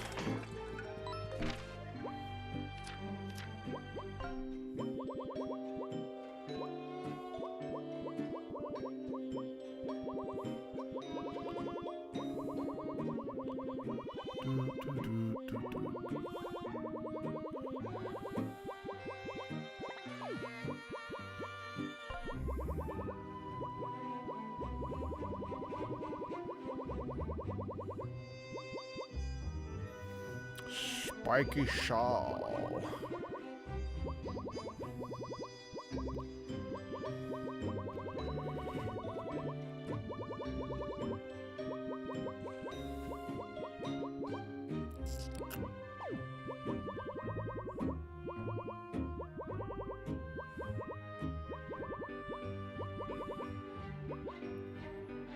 By the way, what color lightsaber do you like? I like yellow. I like yellow too. Like, growing up, I preferred the idea of having an orange lightsaber, But I have to admit, after seeing an actual orange lightsaber in Ahsoka, I didn't really vibe with how it looked in that one, so my love pivoted to yellow. Like, actually, yellow and green, those are my favorites. And I like green so much because that was, again, I idolized Luke Skywalker when I was young for, well, I mean, my name was Luke. That is the only reason I idolized him, was because my name was also Luke, which ironically enough is now the reason I actually really dislike my first name, but I digress. So at least at first, back when there were only 3 movies, I loved green, because I'm like, green's Luke's color, if you know what I mean.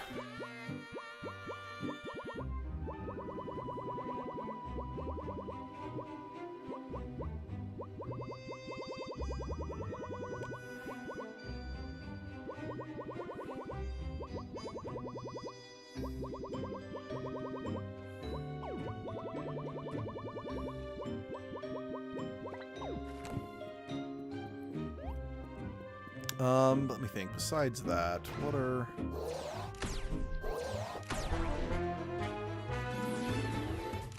Wait, bullshit.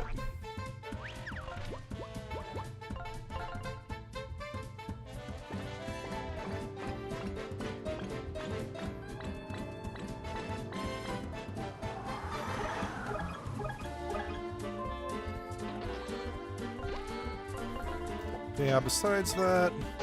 But yeah, so me and Abby, we love going to Disneyland. We hate Disney as a company, but we love Disneyland. And we both have made 2 lightsabers at Savvy's workshop. Yes, I'm fully aware how much money we spent on that and how much it probably could have been put into something better, but I don't care.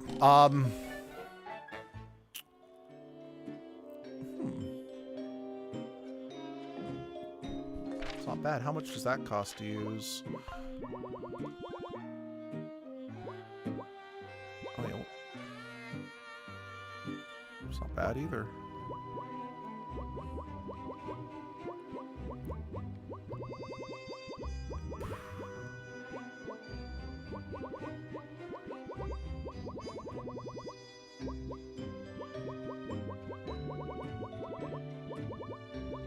Wait, was that not a trinket? Was that just a buff or something?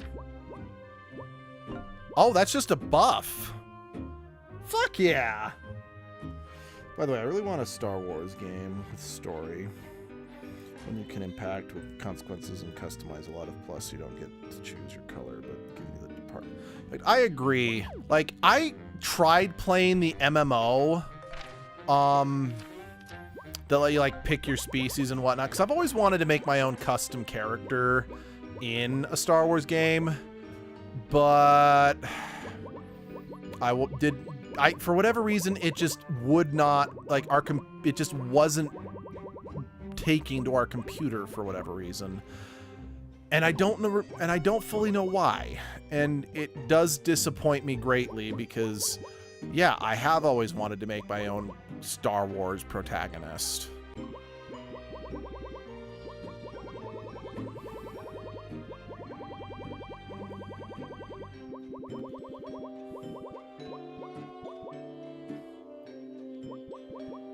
Okay, can I put it on Tinder? Probably not, because Tinder's got the other combo boost.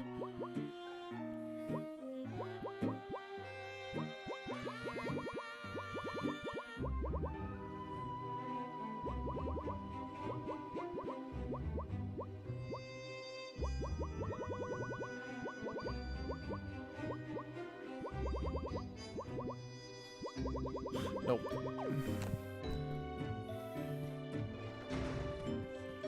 But yeah, I'm with you on that one. And I mean, even putting aside that MMO or whatever, because I'm not the biggest fan of MMOs, because I want to be able to just play a game on my own. Like, multiplayer's nice, like, do not get me wrong, but there are definitely just times where I'm like, I'd rather just play by myself.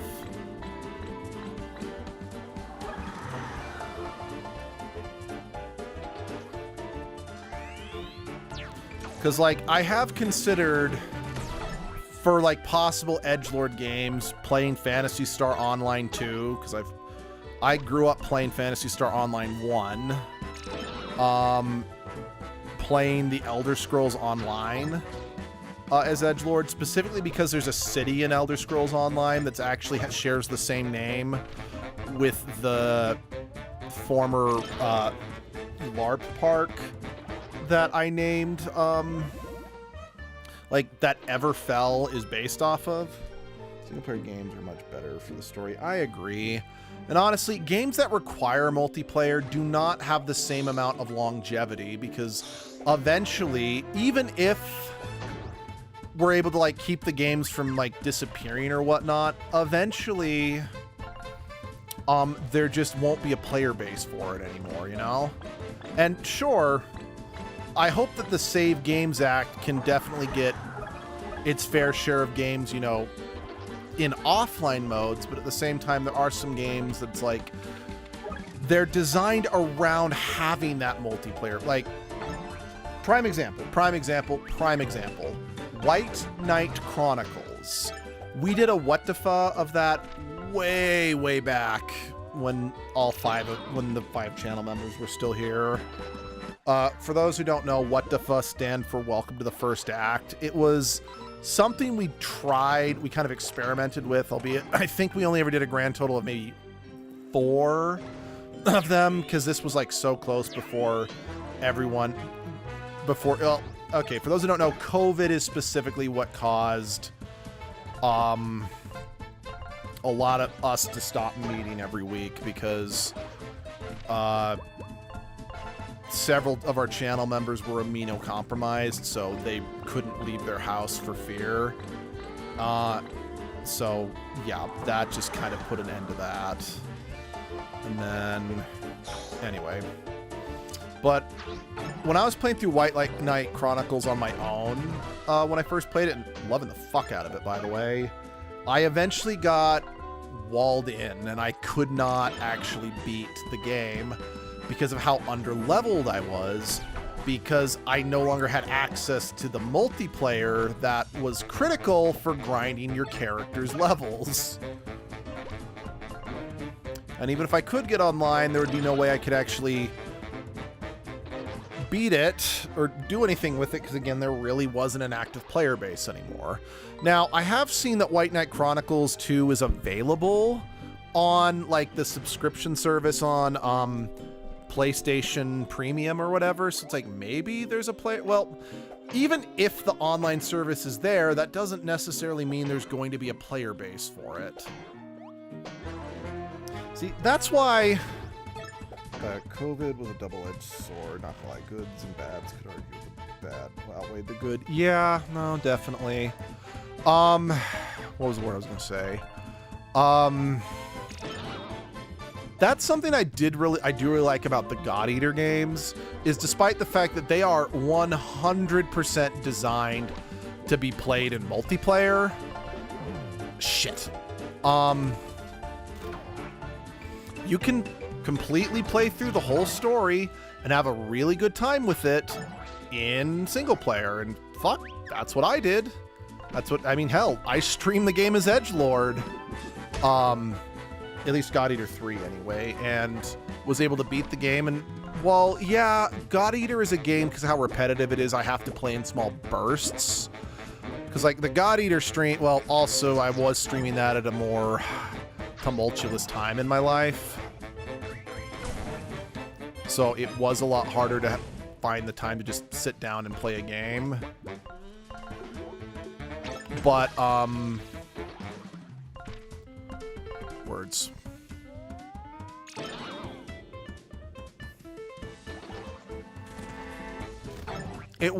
Point is, it was still a game that was based around the multiplayer that didn't punish you if there was no online player base, you know? Speaking of God Eater, I really need to get back to playing...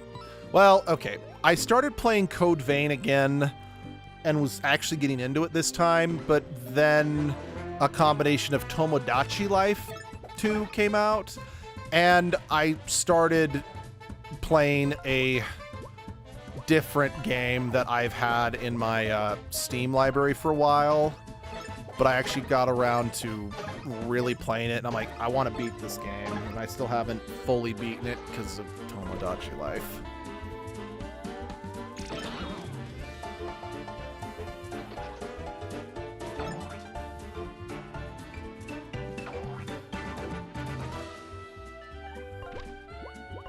But I do want to get back to it because, yeah, it's a spoiler, but Code Vein's been out for so many years at this point, I don't really care about spoiling it. But Code Vein takes place in the same universe as God Eater. So that's another, and since I genuinely do like God Eater, even though I know the games are not very good, I very much want to, I want to beat it. Simple as that. I want to beat that game. Because, again, I genuinely really like God Eater, despite knowing full well it's not that great as a whole.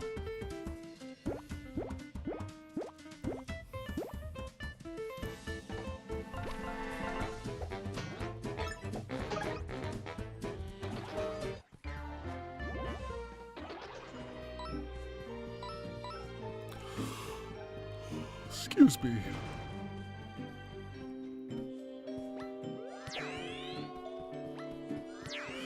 Although, you know, just speaking of games I know are not good or games that I can't, well, just,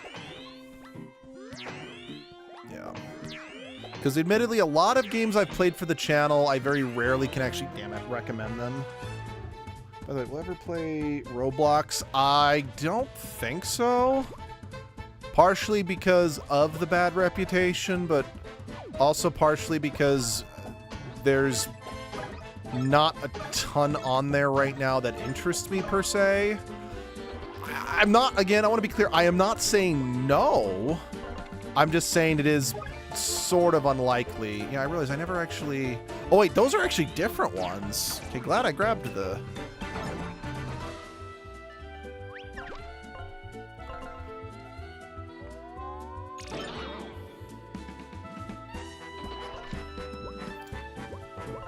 So I guess what I'm saying is, like, I tentatively don't have any plans of doing it, but I guess I'm not also swearing it off either. Because, like, there are some games that I'm like, I will not play these for one reason or another. Like, just a big one right now, this some Abby and I are in full agreement on. We will never play Hogwarts Legacy or any Harry Potter game outside of maybe some of the GameCube era ones that we grew up with for the channel for any reason, because of the fact that J.K. Rowling is an absolute diabolical piece of shit. I like Everafter, Blocktail, Robots, but I don't play those games. Recommended. Yeah, I have always had an issue, and this is, I want to be clear, what I'm about to say, I don't consider this a good thing. I consider it very much a character. That's not what I meant. I very much consider what I'm about to say to be a massive character flaw, but when the more someone insists I play something, the far less likely I am to ever actually play it. Again, I very much consider that to be a bad thing. And it partially ties into the fact that, historically speaking, I've oftentimes had, like, people, like, just harass me over, like, you gotta play this game, you gotta play that game, this is the greatest game ever, you're an idiot if you don't play it. I'm like, it's one of those things that they build my expectation for something so high that it doesn't matter how good the end product actually is. It's like, I'm not going to enjoy it because you propped it up too much. The other problem I've also run into is that, historically speaking, most people, or a lot, I mean, even still to an extent, most people don't take my game recommendations. And I just got jaded after a while, being like, fine. If no one's going to take my game recommendations, I'm not going to take one of theirs until they take one of mine first. And kind of like me for someone telling me to draw something. If someone tells me to draw something, less likely to draw it. No, I agree. I agree completely. I mean, I mean, don't get me wrong. I've genuinely put forth an effort to try to get into the Monster Hunter series. Like, I'm not joking. I am actually kind of interested in that series, but to say the very least, every attempt I've made to get into it has ended, well, without me getting into it. Because, yeah, I tried Monster Hunter Worlds, hated it. I thought, I'm like, okay, I was able to get Monster Hunter Wilds for real cheap. I'm like, let's give this one a try. I hated it. Someone recommended Monster Hunter Stories because that was kind of the Monster Hunter's take on a Pokemon game. And I liked it at first, but man, that game is an obnoxious grind. And eventually I'm just like, I can't, I'm done.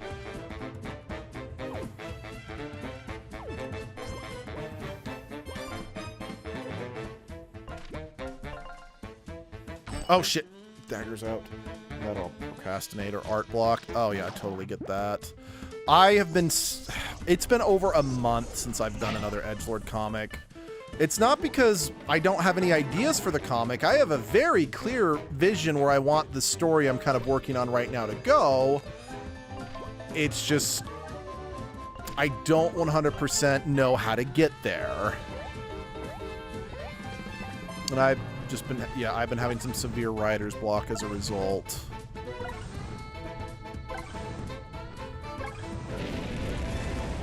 Because, like, as of right now in the comic, edgelord is on trial for their crimes against the city of Everfell. And again, I know 100% how this is going to end, but since we're kind of in the middle point, I'm like, shit. What? It's like, fuck, what is next for this? And, yeah, I'm just kind of struggling.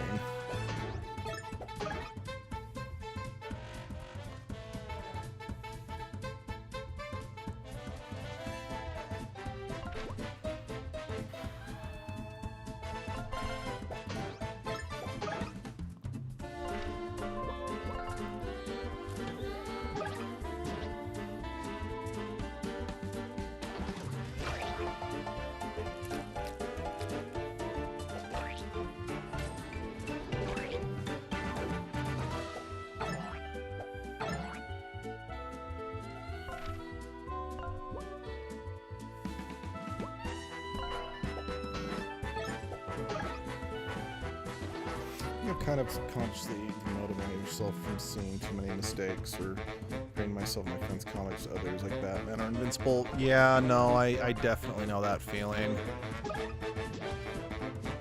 See, that's why I'm not trying to tell like anything all that serious with my comic.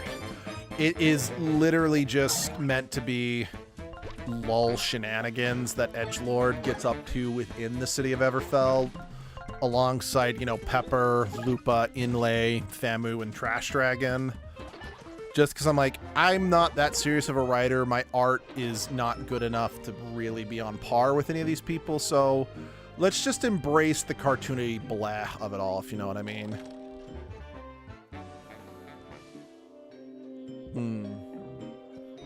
Nice.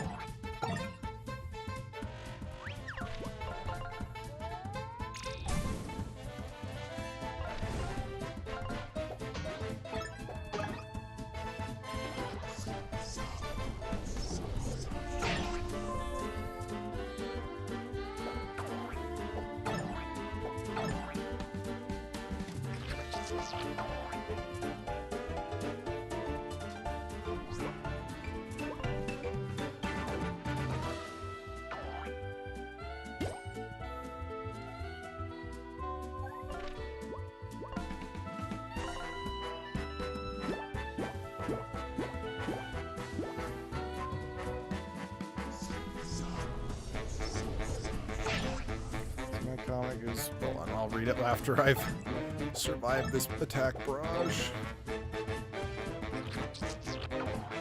So my comic is like really dark, something older kids should know. glimpse of. Yeah. Yeah. Yeah, I can buy that.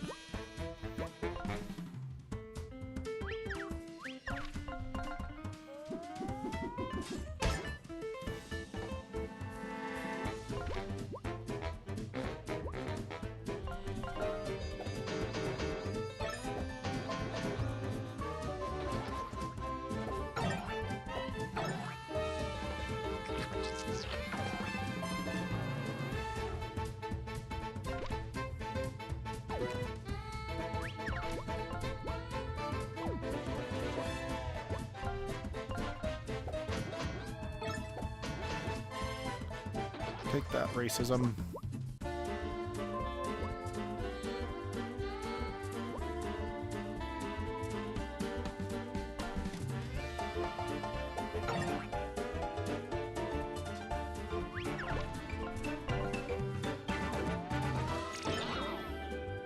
All right, because, yeah, okay, we're about to level up, so let's just get some encouragement.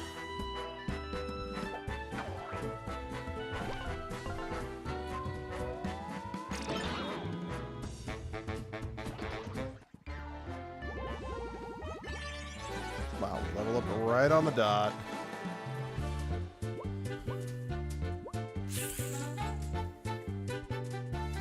That's what we got. Another friend to do art for, since these are some series. Seems kind of within.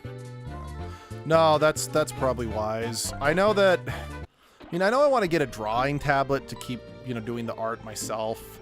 But part of me is like, if I ever actually want to try to make the comic like more than it is, I probably really should just hire a professional artist. Just I can't afford to hire a professional artist.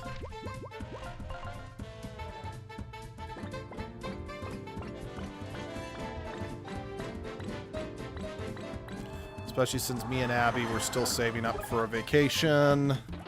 And I really do want to get another tattoo, but it's very likely that I'll have to wait until after our vacation before I can ever afford another tattoo.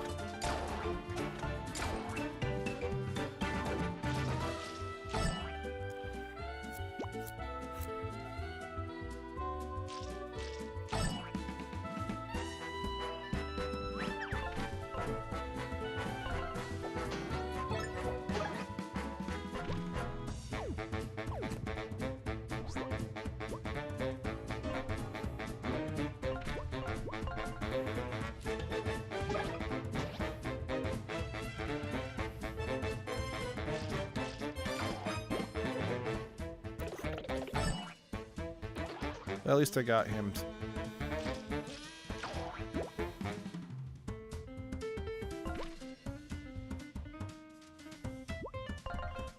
Yeah, you need to die.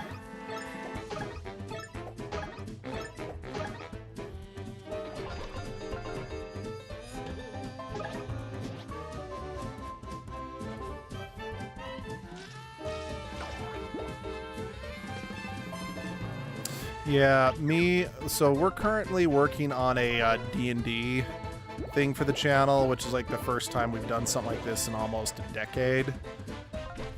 And yeah, for that very reason, me and Abby are not doing, we're not doing very much art for it, but what art we do have was not done by us.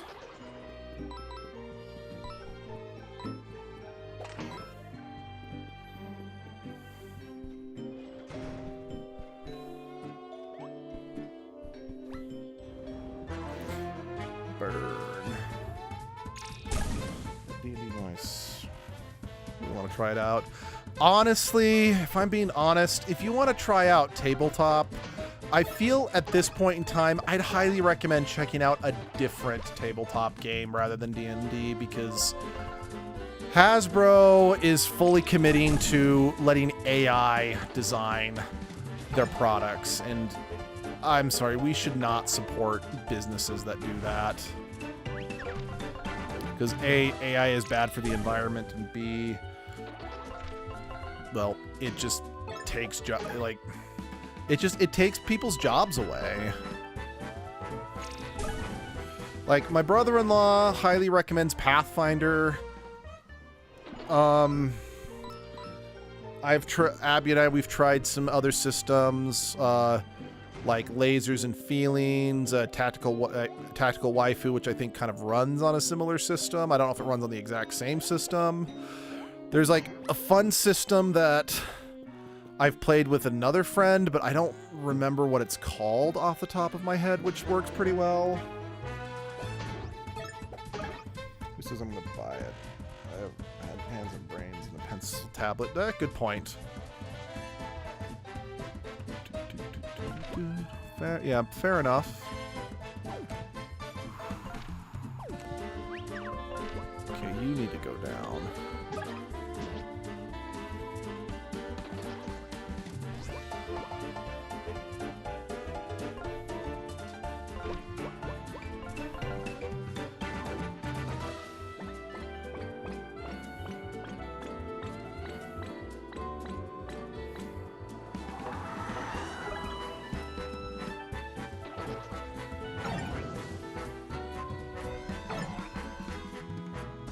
Now, in hindsight, I probably should have just focused on taking out the...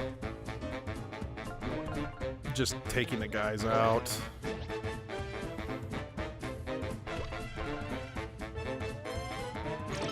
What else would exist on free rulebook? So yeah, also a good point. Especially also with all the homebrew out there, so... Yeah, just again, very much as long as you're not giving that piece of shit company your money, yeah, have fun.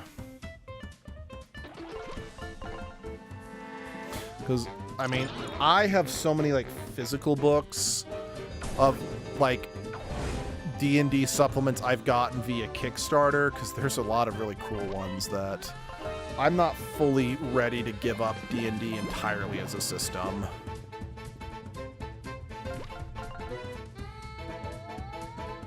Damn it.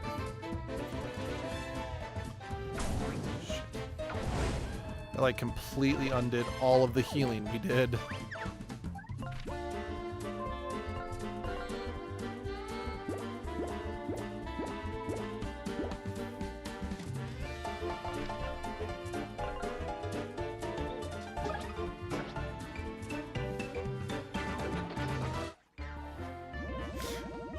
I also just realized I didn't mess with the trinkets.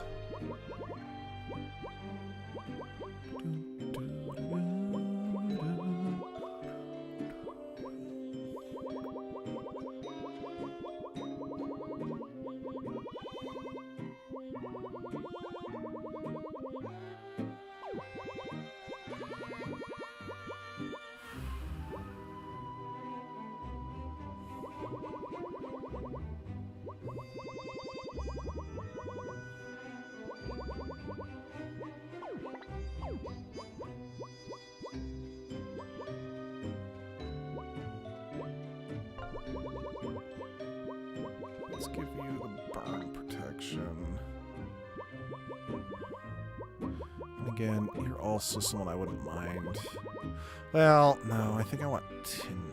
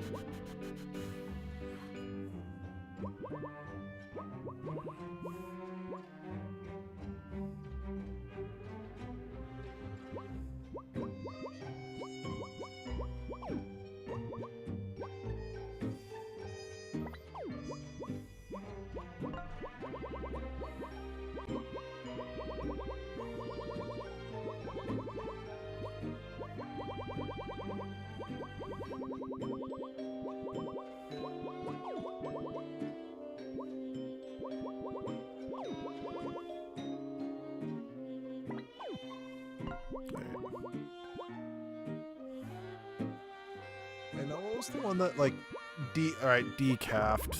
Then again, caffeinated will also be pretty good. Let's see. I also really don't know why companies treat AI better than themselves. AI imagery generator is not art. Doesn't even look good. No, it doesn't. My son and brother has made art looks well. Awesome. Agreed. Here to that on every front. Just hallelujah, amen.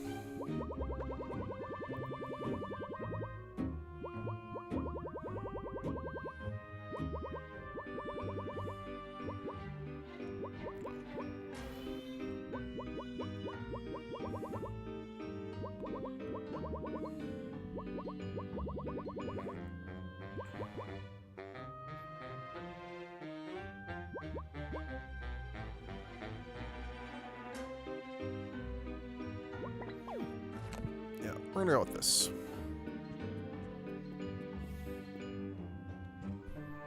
Again, it's like they're replacing people with AI, not because it makes good quality, it's because it saves them some pennies. That's like the only reason why they're replacing people with AI is they're greedy pieces of shit who just want to, you know, spend as little money as possible rather than take care of the head change colors. That's funny.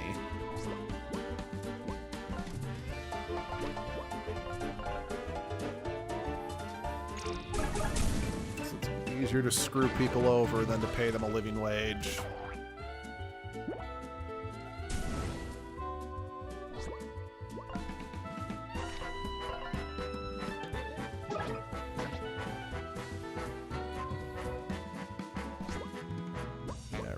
I can basically just beat him here.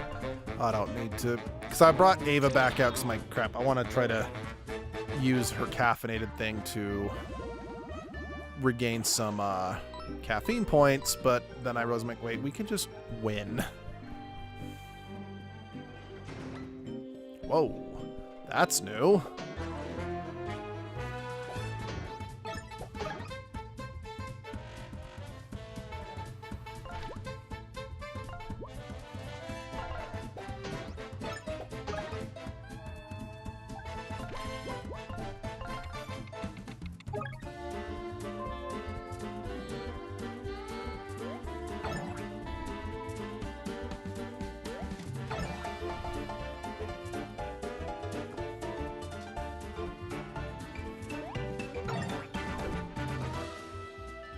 And makes some good drawing for JJK, which came Johnny Blue.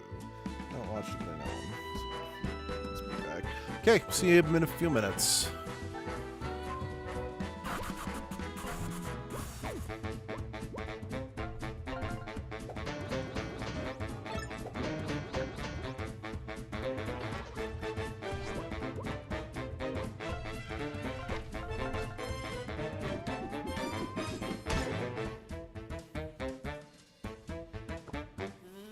Oh dear. Yeah, Flint needs to take that one out. I think actually Flint's the only one who can actually hurt this thing. Well, actually, maybe Wolfgang can. But I think it's immune to Tinder. I don't think Ava can touch it in any way. And yeah, Patches. Well, no, if Patches used his Quake ability, he'd be fine. Ooh. Color adjusted pirates. 2 of them.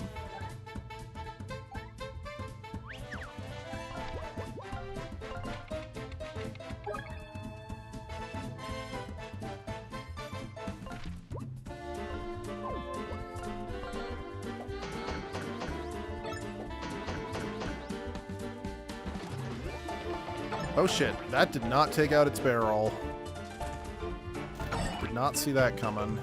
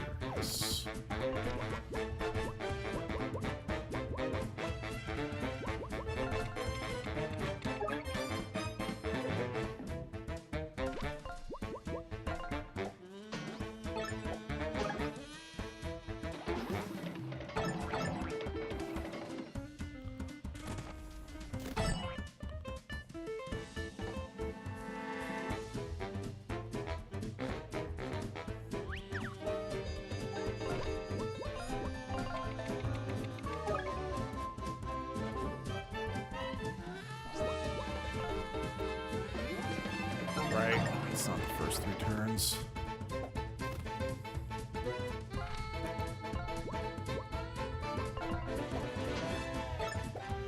Might be one of the longer fights we've done up to this point.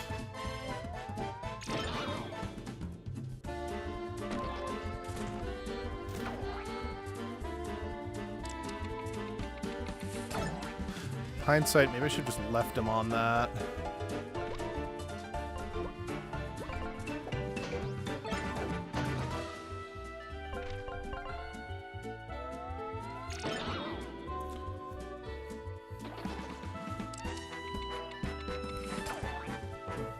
Yeah, I should have just left him alone. He was dealing way less damage on top of that.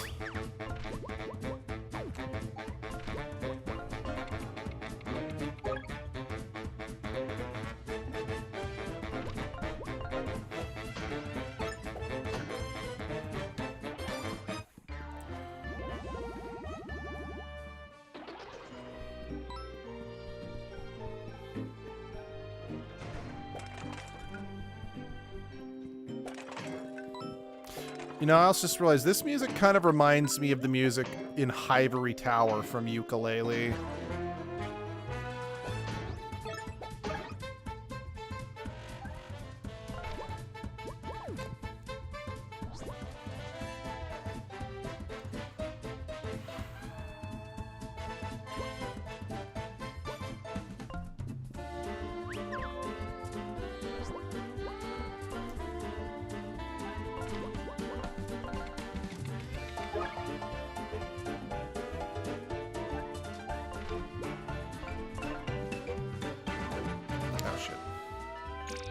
Wrong thing.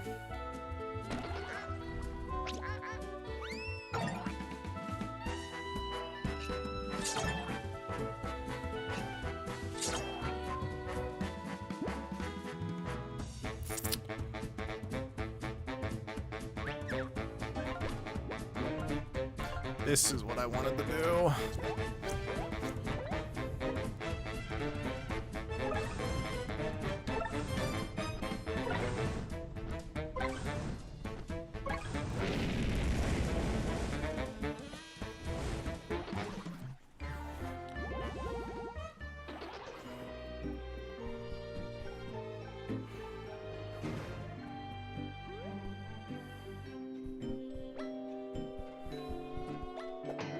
Actually, let's swap the party around since Ava's low on health. May have been the... Oh, that's a new one.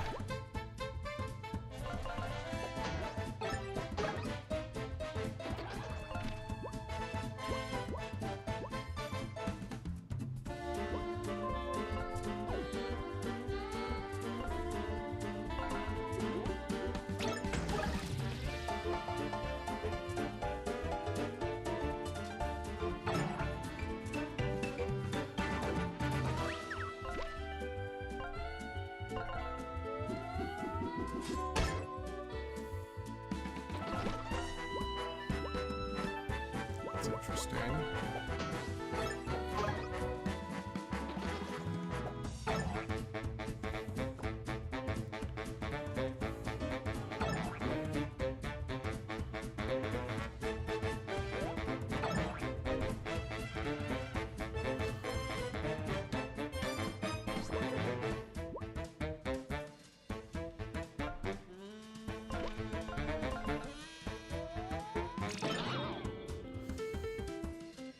That's not good.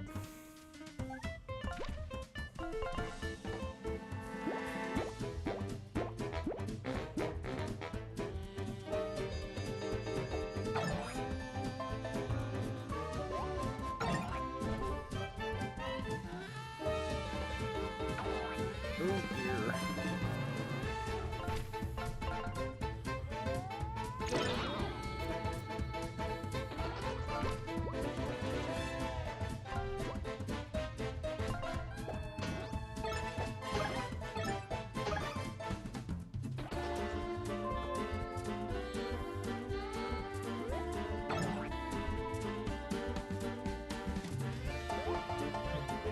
Whew.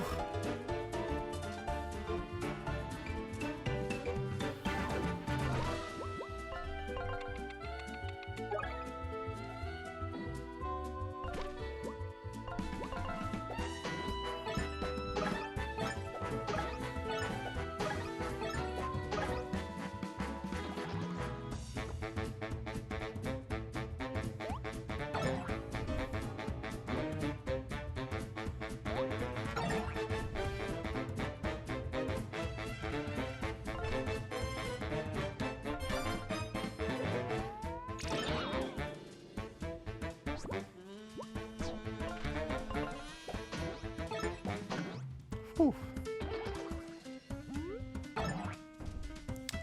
Please, oh, no, no, no, no, no, no.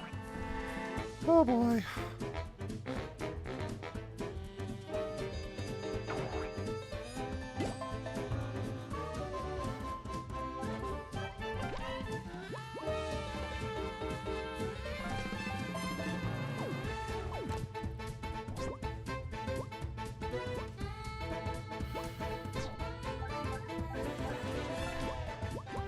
Yep.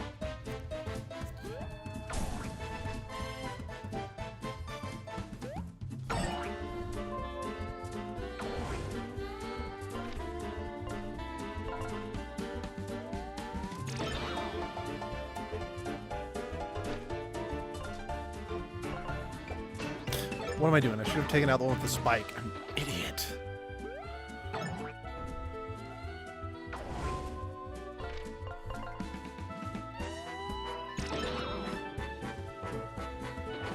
Yeah, if I'm getting beaten this bad, we might not be ready to handle this yet. We might need to, as soon as we can, evacuate, go buy some better items, and then come back. Okay.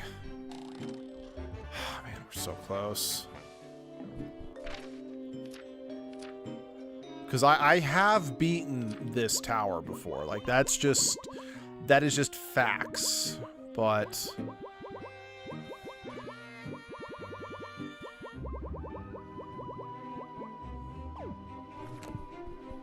it's definitely a valuable enough one.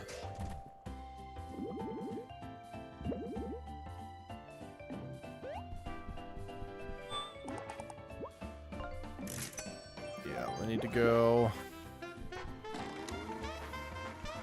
get some more items.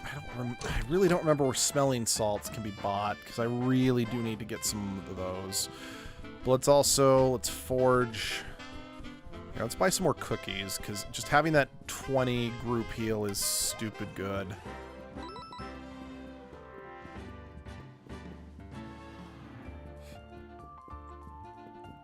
Because again, I have beaten that. Again, like, I beat that in my own playthrough. So, it's very doable.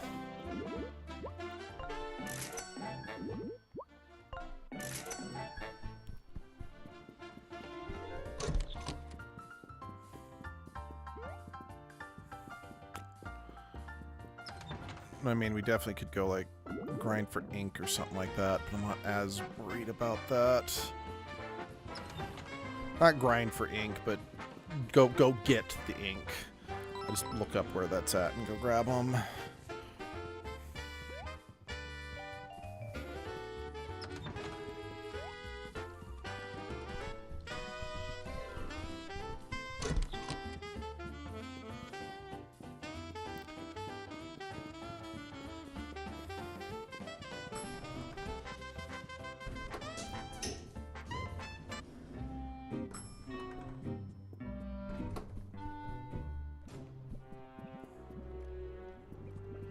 Yep. Forge. Yep.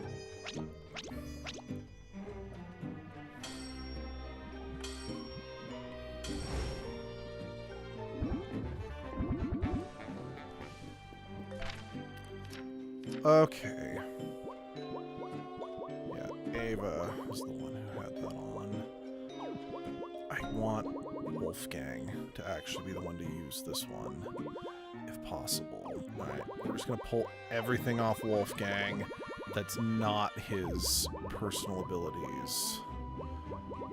He's still one short of being able to use it, though.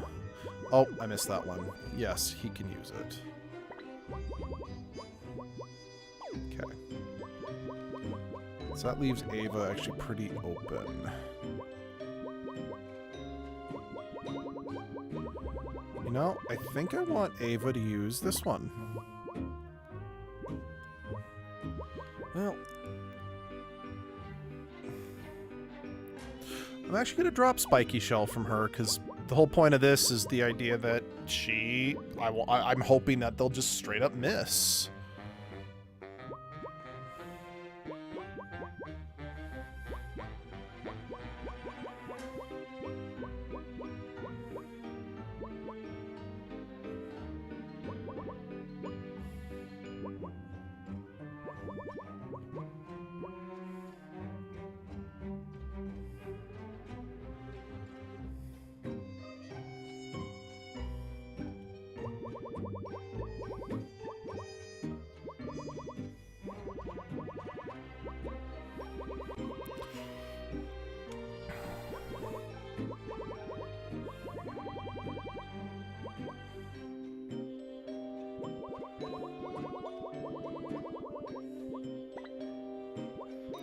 one to Ava, and that'll leave up some room to give...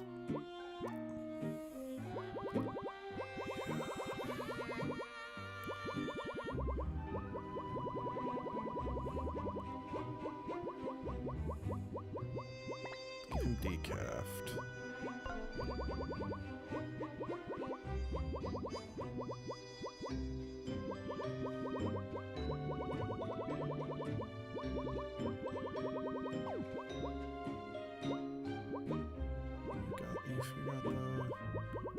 I'm trying to think. 'Cause it's like having the spiky shield is nice. Though, do I want to? If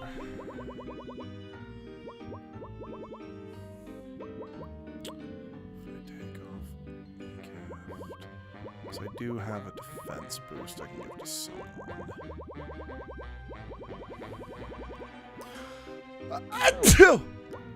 Excuse me. Excuse me. Excuse me. Then let's give you dragon skin. Okay, I like that setup.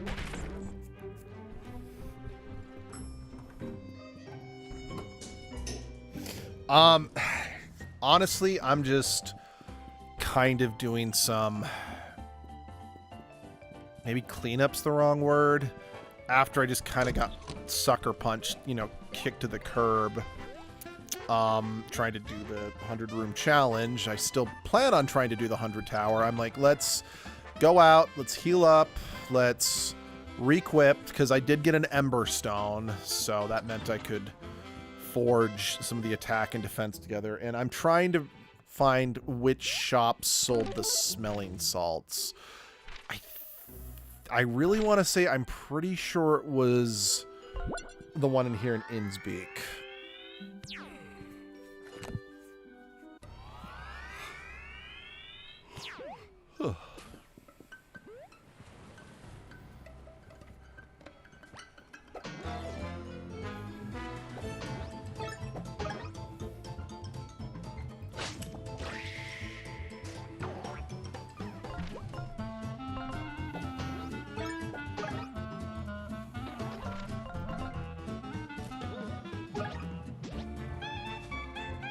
If it wasn't here, because I'm pretty sure the smelling salts were not sold at the wolf place.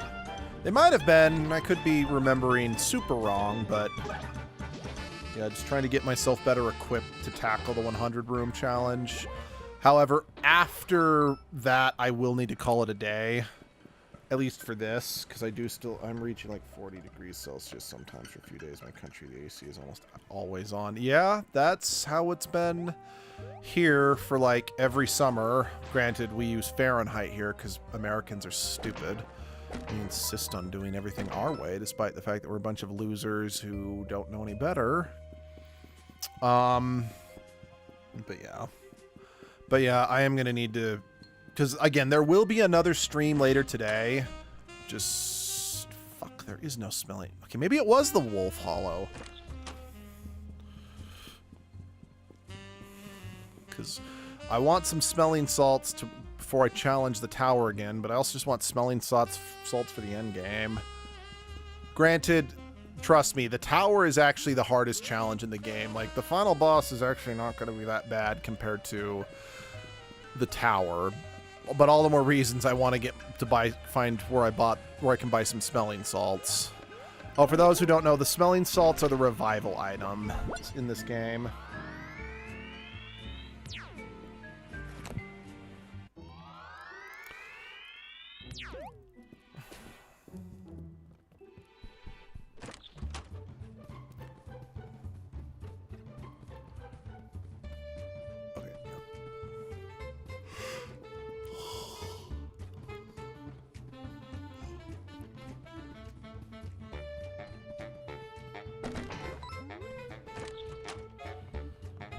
There they are.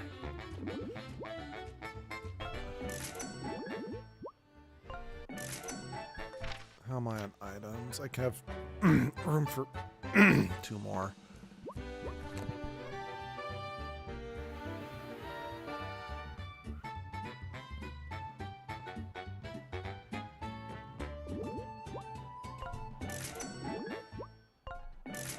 Okay, cool.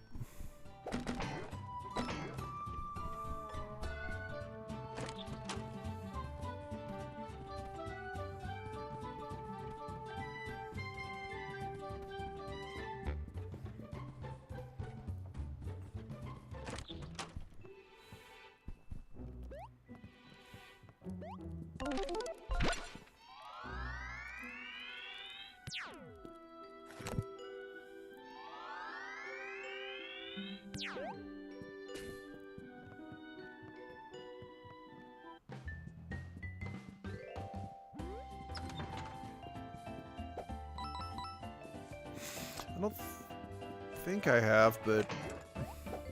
Hey, Mr. Putty Tat, do I have...